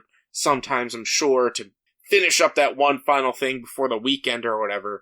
But like as far as we know, like it was an 8-hour day and they got it done. And he just was on them, making sure they knew what they were doing. Yeah, and that I thought that was cool. Like hopefully they weren't being overworked. I also think it's kind of wild that through all of that, like them getting ready to basically relaunch the game, they were also still releasing like content updates for the base game up to a point. Like they released Ifrit as a thing, and they were going to release Leviathan up until the big earthquake that hit in 2011, 2012. Yeah. Because they realized like that was just like that was bad timing and they couldn't do that. But like they had like content plans up through like a certain point, and it was it was late 2012 is when they basically like shut the game down finally, and it was just a very slow buildup of that comet thing slowly getting closer and closer to the world until finally it was like right there, and they announced like, yeah, no, the game's going to go offline, we're going to relaunch soon. The final day we're just going to spawn a bunch of monsters and fucking good luck. Yeah, and I thought that was really cool, the way that they were talking about it. One of the programmers, I think he was a programmer, I don't remember, might have just been like one of the writers or something, was sitting there and he's like, I'm just in the game on the servers just throwing down these enemies that I know to throw down, and a programmer walks over and gives me a number, and I look at it, and he's like, and I'm like, what is this? He's like, just put that number into the system, and it starts throwing enemies that I don't even know what this number was. And I look and it's like, that's exactly what I needed, thanks. And I just start sending a bunch of those enemies at him. It makes me, like, kind of bummed out that I didn't experience that. I wish I was able to experience that end game. I wish I was able to experience the end of Eorzea of that era, live. And I want to go back and maybe try to watch videos of people playing that version and, like, learn more about the Great Global Wall and things like that. Yeah, that very much reminded me of some of, like, the old WoW stuff where, like, Alliance characters, like, back in, like, the early days when, like, level 60 was the level cap and everything like that. And, you know, Alliance characters would form, like, legitimate armies and then go, like, raid, like, Undercity or something like that. Yeah, that used to be a thing players did. Like, in WoW, I don't know if people still do it anymore. I don't know if you can. But yeah, that was part of the fun of WoW, was being able to go and, like, fight the Horde or the Alliance, depending on which side you were on. Like, I always wanted to be a part of that when I played WoW, but I never got to that high enough level. Like, even WoW became grindy at one point. At least vanilla WoW became super grindy at one point that I lost touch. At many points. Like, that game got very grindy a lot. And, like, Final Fantasy XIV did, too. Like, especially if you were trying to level up, other classes, like once you went through all the story missions, there weren't quests to do to level up, so you had to just go do like world events and grind and stuff, and it wasn't the worst grind. Like, WoW was way worse. But it was still, to get that, like, to get your summoner or your black mage or anything like that, how you had to have, like, 2 classes at a certain point to then get, like, the elevated class. Like, getting that second class up to, like, the point you needed to could be a real fucking slog. I hear it's actually gotten a lot better. Apparently, getting through a Realm Reborn's content is actually the worst part of starting Final Fantasy XIV now. And, like, that's what I hear. That really says something because, like, as far as MMO content went, like, a Realm Reborn's content was pretty good. So, like, if that's the worst part of that game now, like, fucking good on them for apparently having a really good, like, 3, 4, 5 expansion run. Yeah, it's great. But yeah, it was a really well done documentary, and I fucking told you. I was look, I never doubted how well the documentary was going to be. I'm not a huge documentary watcher. I think with how much you like games, though, a lot of no clips documentaries you'd probably be more into because they have enough games that you're at least tangentially interested in on there. And it's very much like a lot of their docs are very much like this. Like, it's very much like it's a look at the development and reception of a game, not nothing negative about it generally. Like, while this one obviously focused on a lot of negative aspects, it was because that was the story of this game. It was a just complete failure that they fixed and re-released and made good. Mm-hmm. So it's like an underdog story or like a comeback story. Yeah. Yeah. But anything else you guys want to touch on about it? No, not really. Rich, anything? How about you? No, I think we really touched on a lot of it. Yeah. I think we're good. What about you? No, and now you guys are going to get back into Final Fantasy XIV when it becomes available again. I love MMOs, at least conceptually. And same. Now I have a PC to run it. Yeah, I really like the idea of an MMO more than I end up enjoying playing them long term. But like, I do enjoy like dipping into them for like a couple months and like honestly, like that the grind at the beginning can be actually like fun. Like going out and just like killing random things and doing fetch quests for like a few hours, like in a new world with like a new character and stuff is fun. It's once you get to like level like 40 and it's taking you just tens of hours to get like just a few levels at a time. That's where it sucks. Yeah. But I guess, Rich, do you want to talk a little bit about Cobra Kai Season 4? Yes. We can talk about that before we plug the next book club, because I'm still trying to figure that out. Forgot about that. We'll do that. We'll do that after you get your discussion, because I have a couple of ideas. I have 1 or 2 ideas. I want to just figure out which one I want to do. Okay. But yeah, Cobra Kai Season 4. I watched it all. I watched it all in one day. It's usually what I do with Cobra Kai. Technically 2 days, because I watched like the first 2 episodes New Year's Eve before our virtual party, and I watched the rest of it New Year's Day. If I hadn't watched it on New Year's Eve, I would have watched it on New Year's Day. I really enjoyed this season. There's a couple of like B/side stories that or like outcomes of side stories that I was like about, like iffy. Like the how Miguel's story for this season wraps up. I'm not saying he's leaving or anything. I'm just saying how his story wraps up for this season. I was just like meh about, like I didn't feel any way about it. But overall, they did it really well. It was very good, very entertaining. The new kid, his name's not Marcus, is it? Is it Marcus? I don't think so, but it might be. You're talking about like the younger kid, right? Yeah, the younger kid that joins their, is being bullied by LaRusso's son. Who'd have thought the fucking villain of Karate Kid's son ended up being a fucking prick? Yeah. He straight up needs to be the next Miles Morales. If they ever do a live action Miles Morales online, people saying that he's really good. He's a really good actor, and he did really well in this season. And I really feel that if they were to ever do Miles Morales, he needs to run for it. He needs to go for it. There's a lot of good redemption arcs. There's a lot of good story arcs in this season.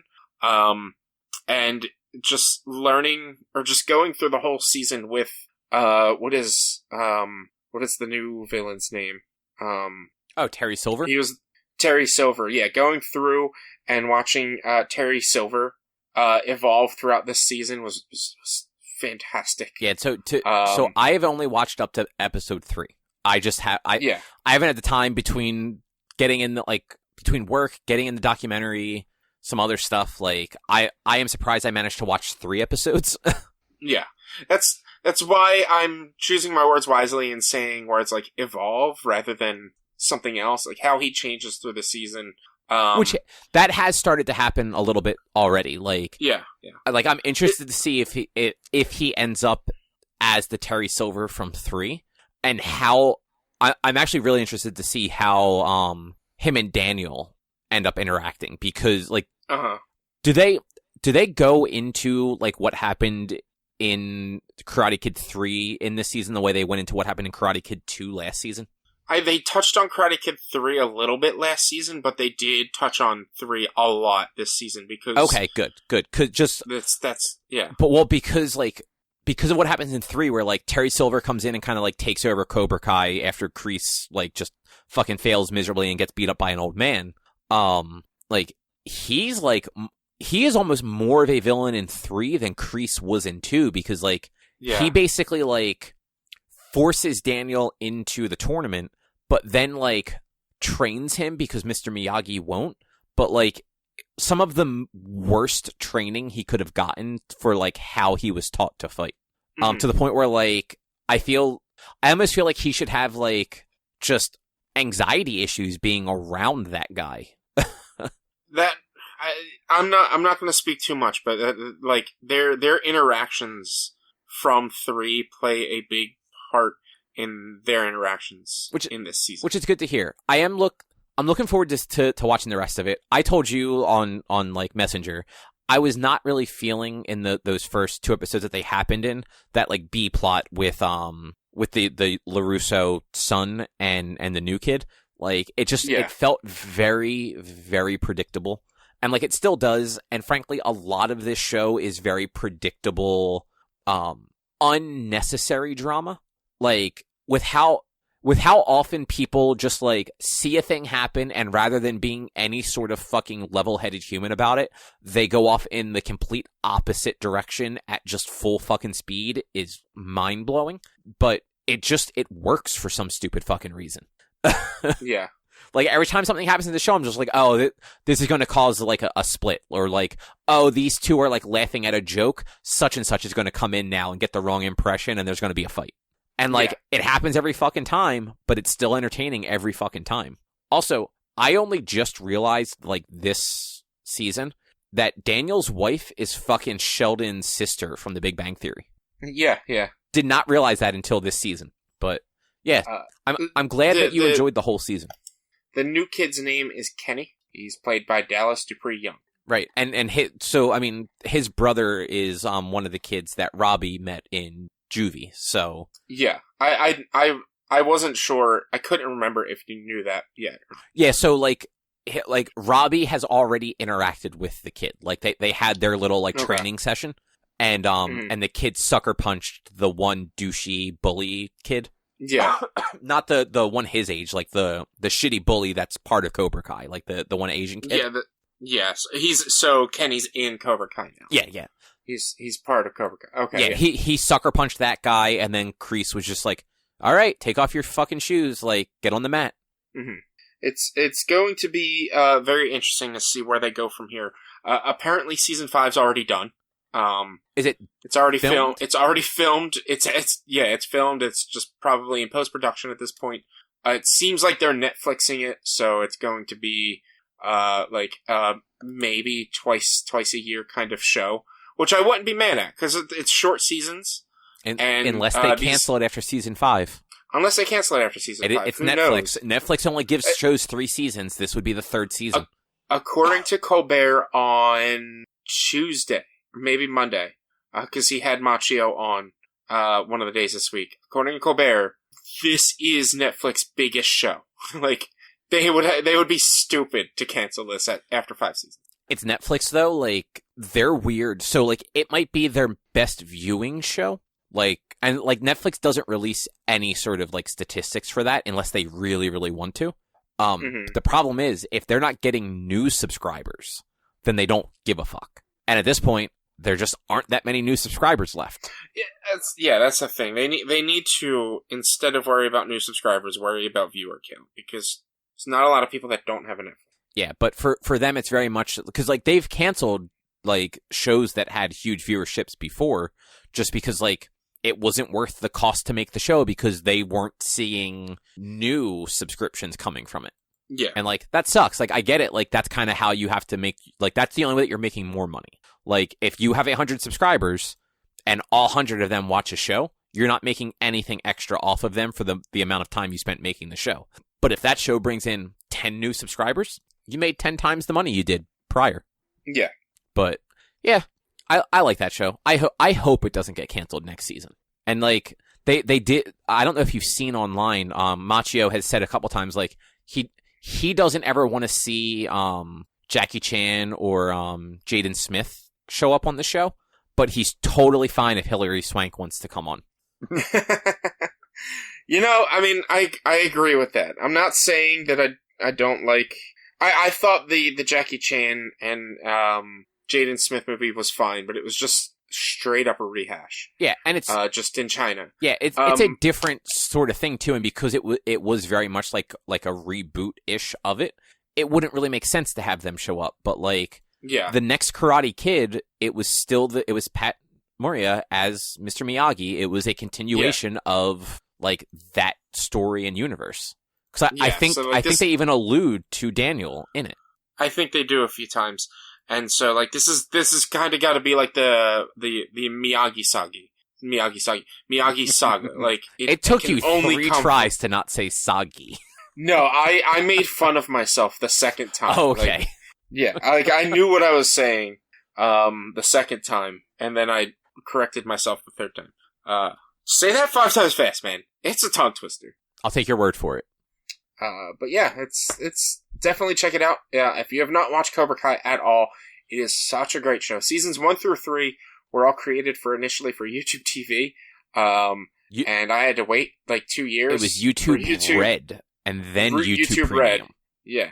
I had to wait 2 years for season 2 to 3 because they stopped wanting to put stuff on YouTube Red as a series. Oh, that's until Netflix took it up. I forgot about that. They finished doing season 3, but then they stopped releasing stuff. So there was that like Netflix bought it, but then it was like a year before they actually released it. Yeah, and season 3 or season 2 ended with the brawl in the high school. Right. Shit, that was season 2. We were left for like a year and a half, 2 years with that cliffhanger. It's like watching Cobra Kai is like watching My Hero Academia. You get one new season every 2 years. Hey, look, up until COVID, My Hero was like once a year.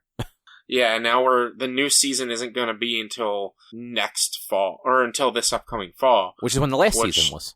When the last season ended was this fall. Like, it came out like in the summer. Oh, that's right, it did launch in the summer, didn't it? Yeah. The season before that ran into the fall. Yeah. So it tends to be how they... Look, man, Dr. Stone doesn't come back until January of 2023. And I've been watching Attack on Titan for 10 years, and they only have 4 seasons. Yeah, so. And look, I don't know when Shield Hero is going to come back. So, like, anime's just fucked right now. Yeah. But yeah, at least Cobra Kai is good. Like, it's an enjoyable show. I'm looking forward to finishing it. I'm going to try and watch a couple more, like maybe tomorrow and Friday, like, if work's slow. Just Monday, coming back this week because I was off last week. Coming back Monday, Tuesday, and today, we're just fucking crazy busy. Too much going on to be able to like watch something that I actually want to pay attention to. Yeah.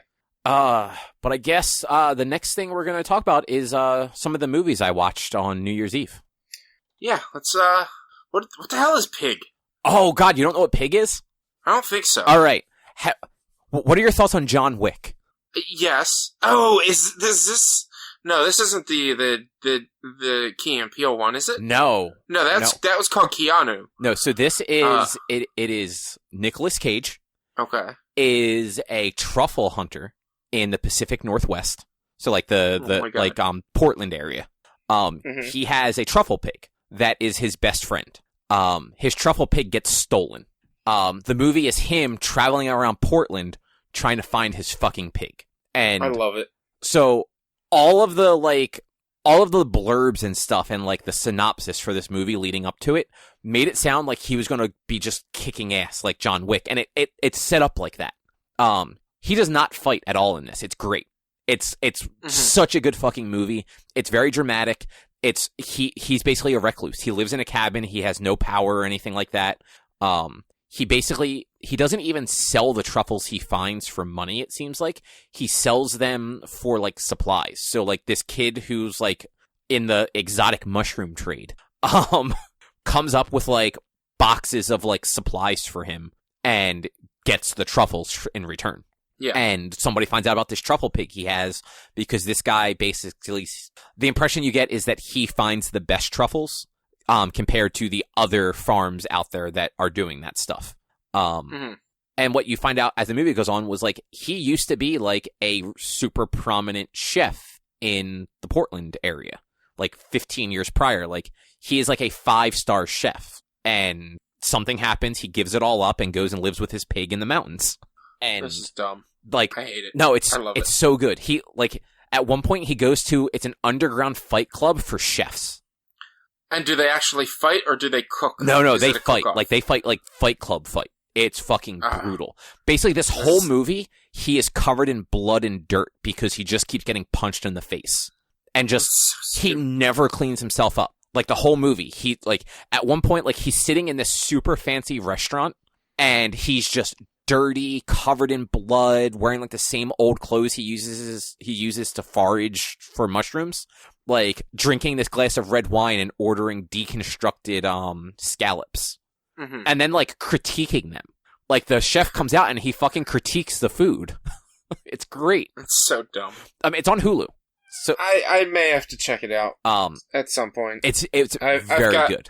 I've got the next two or more weeks of doing nothing, so yeah, I'll have time. Definitely check that out. I also watched the Netflix movie Don't Look Up, which is it stars Leonardo DiCaprio and Jennifer Lawrence. Is that the one where it's supposed to be like all the news people? No, it's Jennifer Lawrence and DiCaprio are astronomers. DiCaprio is like a professor of astronomy at a university. Lawrence is a PhD candidate in astronomy, and she discovers a comet that, when they like map the trajectory, realize it is on a collision course with Earth, and it is a extinction level event comet. Mm-hmm. And it's basically a movie about them trying to convince people that, like, this thing is real and it's going to destroy us. And it's very much a satire. Like, after I watched it and I was reading up on it, like, I realized, like, this is 100% the case, and it's very fucking obvious. It's a satire on climate change.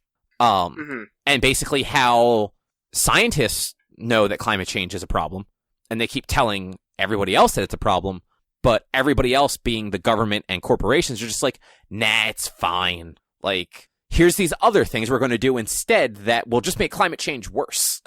Yeah. And it's got a hell of a cast, though. Between just those two, Meryl Streep is in it. Jonah Hill, Michael Rooker. Oh, no, wait. Is Michael? No, I'm thinking of a different movie. Ron Perlman. Just so many fucking people pop up in this movie. Chris Evans is in it for a minute. Not that I know her music, but Ariana Grande is in it as a character who believes the comet thing and puts on this whole concert about looking up to see the fucking comet in the sky that no one believes is going to destroy them. Yeah. It was just such a stupid but good movie. A little long. It was like 2.5 hours, but it was actually, it was super good. I really enjoyed it. And it's like a dramedy more than anything. I will also watch Cruella, the Cruella de Vil movie on Disney Plus. Yeah. Way better than I thought it was going to be. Yeah, it was not bad. We watched that a while ago. Yeah, we kept meaning to and just kept forgetting because, like, we don't often look at Disney Plus for, like, movies when we want to watch a movie.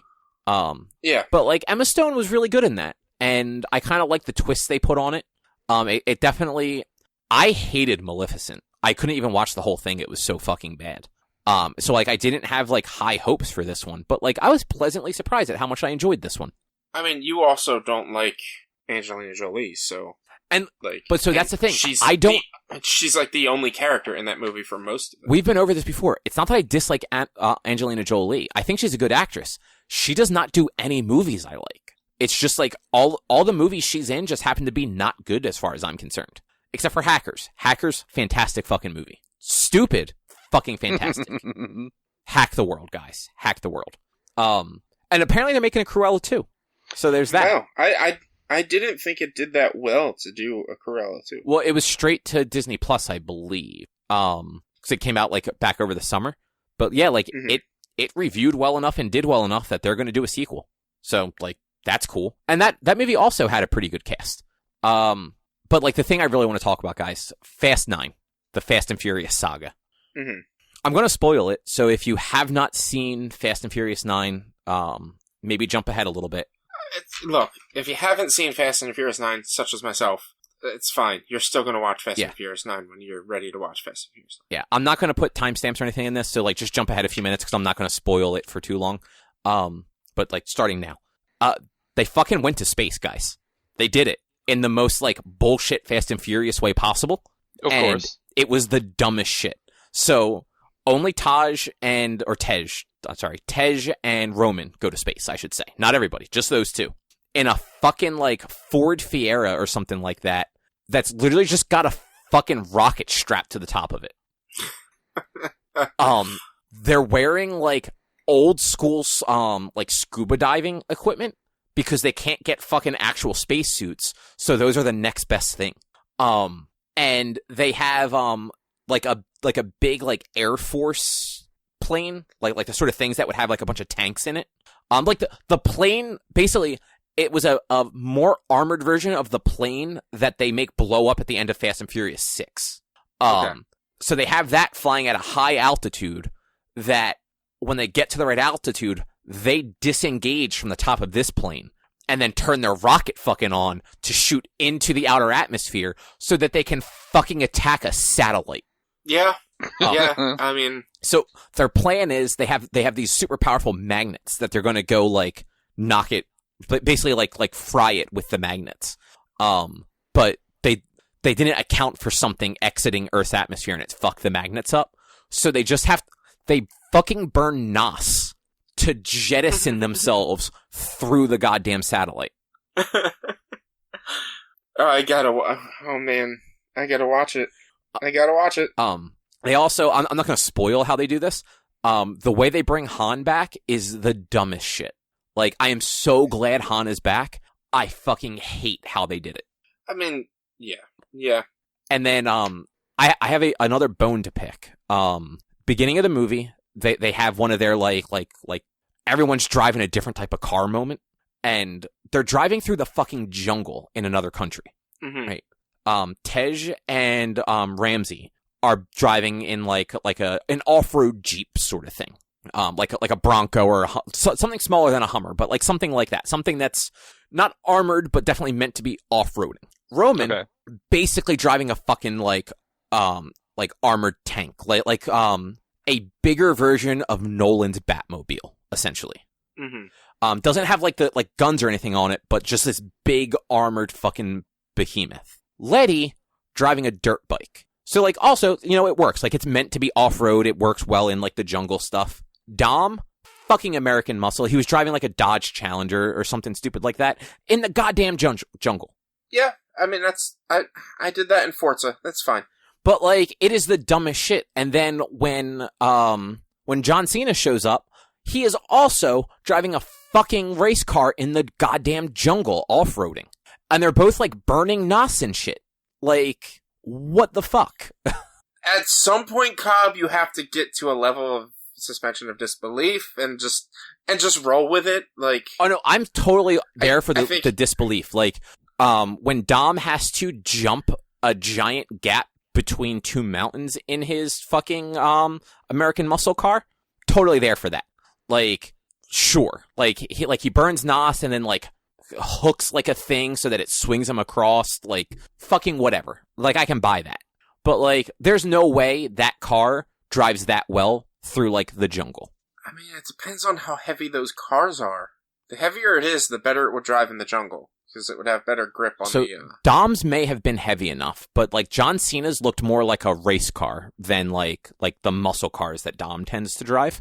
And it's just one of those like everybody else tends to drive a car that works for the scenario, except for fucking Vin Diesel. He's always just like, nope, I just want to drive this American muscle. Fuck every other car. That's Dom. Like, at the end of Tokyo Drift, he rolls up to race... I don't remember his name. I call him Tex Sean. Because he has a Texas accent. Sean. He rolls up to race Sean in a drift race in an American muscle car. Like... So those guys are in this movie. Some of the guys from Tokyo Drift. They're the ones who strapped the rocket to the car. Yeah, so it's amazing. They went from drifters to like mechanical engineers. Like the first time you see them, they are trying to race a fighter jet. Well, look, in Fast 2, Too Fast, Too Furious. Yeah. Roman, right? That's Luda's name, Roman? No, Tej is Tej. Roman is Tej. Tyrese. Right. Tej, all he was basically a bookie. Oh yeah, now he's like That's he's a fucking rocket scientist now. It's great. Now he's a world star hacker and rocket scientist. No. Ramsey is the hacker. Tej is everything else. Get it right. Yeah, like so these kids who haven't been in a movie and have had their leader dead for what's it been now 3 movies? Like, it makes sense that maybe they went to school and became scientists. Oh yeah, no, they definitely didn't go to school. Like, this is totally like they just fucking tried it. Like, yeah, no, they're still all fucking slackers. But like, they basically like they borderline duct taped the rocket to a little fucking beater and tried to remote control race it with a fighter jet. It was the dumbest shit, but it's great. Like, don't get me wrong. Amazing. These movies are fucking amazing. I love them. This one, probably the third worst. The third worst. So, like, it's definitely, like, Too Fast is still the worst. Honestly, I'd have to watch 4 again to really, like, kind of, like, decide if 4 or this one was worse. Because it's just, it was missing something. Like, the villain and, like, how they played everything out just didn't feel worthwhile, especially for the 9th movie. Honestly, in my opinion, they haven't really been good since Brian passed, since Paul Walker passed. Oh yeah, I mean, like 8 was not as good as the ones before it, but 8 at least had like this. There was something about 8 that still worked to an extent. I think the problem with 8 was you didn't have a character there with a connection to Dom outside of Letty, and like it was just a situation where like her connection wasn't the connection that you needed. You needed somebody like Brian that has that like brotherly connection with him. Because that was 8 was the one where like Dom was seemingly a villain. Like he was working with the villain until you find out why he was doing it. And like, that's the movie where like, there's at least something going on there. And there were stakes to that one. Cause even though she hadn't really been in a movie much, like they killed, Elena. Yeah. But like this one, like it just feels like, okay, well, we're bringing back a dead character. Like, we're sending a couple guys to space. Like, John Cena's here because The Rock told us to go fuck ourselves. Helen Mirren is a fucking race car driver in this one. It's great.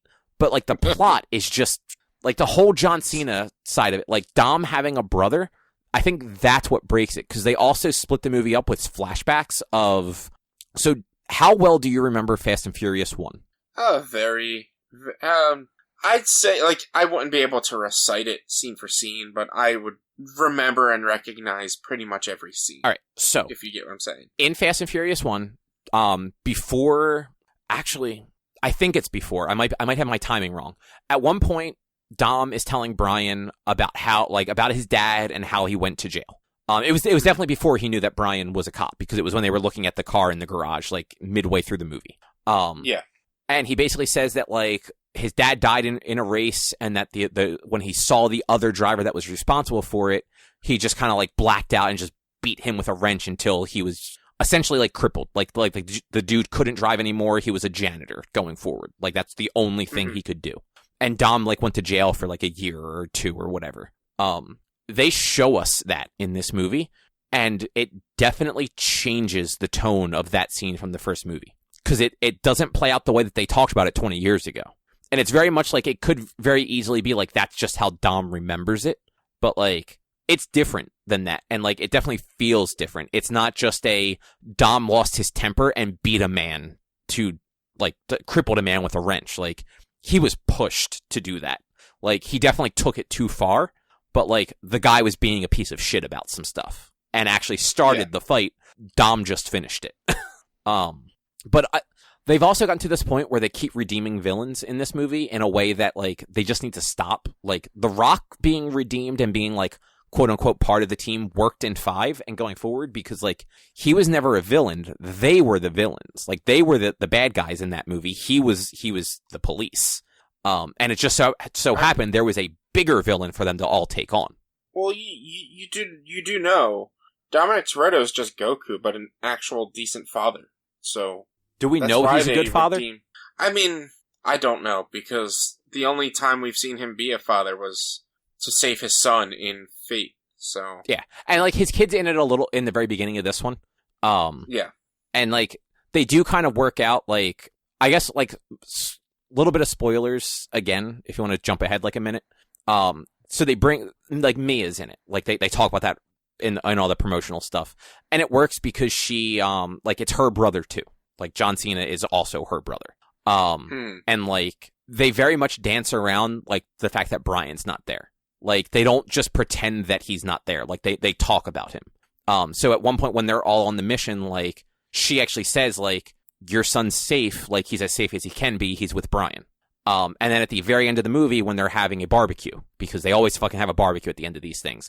And they're rebuilding the house from 7. Like, the house got blown up in 7. They're fucking rebuilding it in this one. Yeah. They're all sitting down to, like, eat, and they have an empty seat next to Mia. And the kids aren't there yet. I think, like, her kids aren't there yet. And somebody says something, and then you see a skyline pull down the street. Okay. So, like, they're keeping, like, the thought of him being in the movies alive without actually having to have the character in the movies. Mm-hmm. Which, like, I thought was actually, like, a decent way to do it. Like, yeah. Like, they're not making him... They're not doing anything, like, cheesy or, like, just... unnecessary with it, but like they're keeping the memory of the character alive, and Paul Walker in that case because like he was that character. Yeah, but yeah, Fast 9 definitely not the best movie, but it's like so over the top stupid. Like they go to fucking space. You got to go watch it. It's a Fast and Furious movie. What do you expect? Exactly. It's dumb. But Rich, what do you think is going to be your pick for the next book club? All right, Jordan. Yes. Do you have a dice near you or a die? I can. Yeah. Grab one. Anyone, doesn't matter. Roll it and then don't tell us the answer. This will be easier to get into. Okay. Cobb, odd or even? Even. Jordan? Well, it was a 5. So it was odd. Okay. I don't know. I don't know what I was doing. I came up with this thing and I wrote 1 for odd, 1 for even, but I don't know. I don't know. I'm tired. Anyway, because you got it wrong, you said even and it went odd. I don't know. We are going to, I had one of 2 movies. It's a long day. I've been dealing with a lot. Guys, guess what we're gonna watch? Fast and Furious Tokyo Drift. No. We're gonna watch a kaiju film. Which one? We are watching 1996's Gamera, Guardian of the Universe. It is on Amazon Prime. It was between that and another kaiju film that we will watch sometime in the future. The one that we were going to watch is only a half hour long. This one is about an hour and a half long. So, all right. 1996's Gamera, the Guardian of the Universe. I don't know what Gamera is. Is that like a thing I should know? No. Okay. No. I've never watched a Gamera movie. And as far as I can remember, Gamera has never been in Godzilla. Okay. So this is a new kaiju for me as well as for you guys. And Gamera has been, I think there have been some newer ones. There was one in 2006, Gamera the Brave. This one in 1995 has had a number of sequels, at least 3, I believe. I think I'm seeing 3. Oh, it's like a big fucking turtle. That's dumb. Yeah. And Gamera has been around. He's been around since 65. But I saw this on Prime the other day. I don't know why I was on Prime. I was just flipping through Prime and I saw a bunch of Gamera movies and I was like, oh, that would be fun. The other one I want to watch with you guys at some point, but it's only a half hour long, so like I'll save that for maybe if we have a intermediary book club or just I don't know next time. It's the other one. It's gonna be great. I've never seen that one either, but I've heard about it. But this is what we are going to watch again. Gamera, Guardian of the Universe, 96 on Amazon Prime or included with the Prime Video. I believe you might only be able to watch it subtitled. Man, what are you doing? A lot of these Amazon Godzilla movies you can only watch subtitled. Or not Godzilla, like kaiju films and stuff. I mean, because they only watch subtitled. They might not have a dub. Yeah. It's fine. So, like I can watch a 90-minute thing that's subtitled. It's not like I don't like I have a problem with that. Like I've watched plenty of anime that way. You just like the kaiju stuff has just never been like my ballpark. So I've never watched one subtitled. Yeah, it's fine. But like, hey, it's a big turtle and something that looks like Ridley from Metroid. So yeah, I like I said, I don't really know much about Gamera. I've never watched anything of it. I mean, I could even Google right now to see if Gamera and Godzilla ever fought, which I don't think they did. All right, so here is the little synopsis for this movie. Following a long absence from the big screen, Gamera made a triumphant return to form in time for his 30th anniversary. With upgraded special effects and a more serious tone, now a guardian deity, Gamera tussles with a new incarnation of his old foe, the flying monster Gyos, first in Fukuoka, and then in a spectacular aerial battle over Tokyo. Mm-hmm. So I guess Gamera is the good guy. Yes. And he is now a guardian deity. So we know that much. We know that the flying thing that looks like Ridley is Gyos, Gyos. They fight at least twice. I am confused how a turtle flies. Don't look. You just talked about Fast and the Furious for 15 minutes. Yo, there is science behind that. They strap a rocket to a car. That car takes off from an airplane already in the sky. That car can then break out of the atmosphere and make it into space. Science, man. Look, Tej says it in the movie. It's all fucking numbers.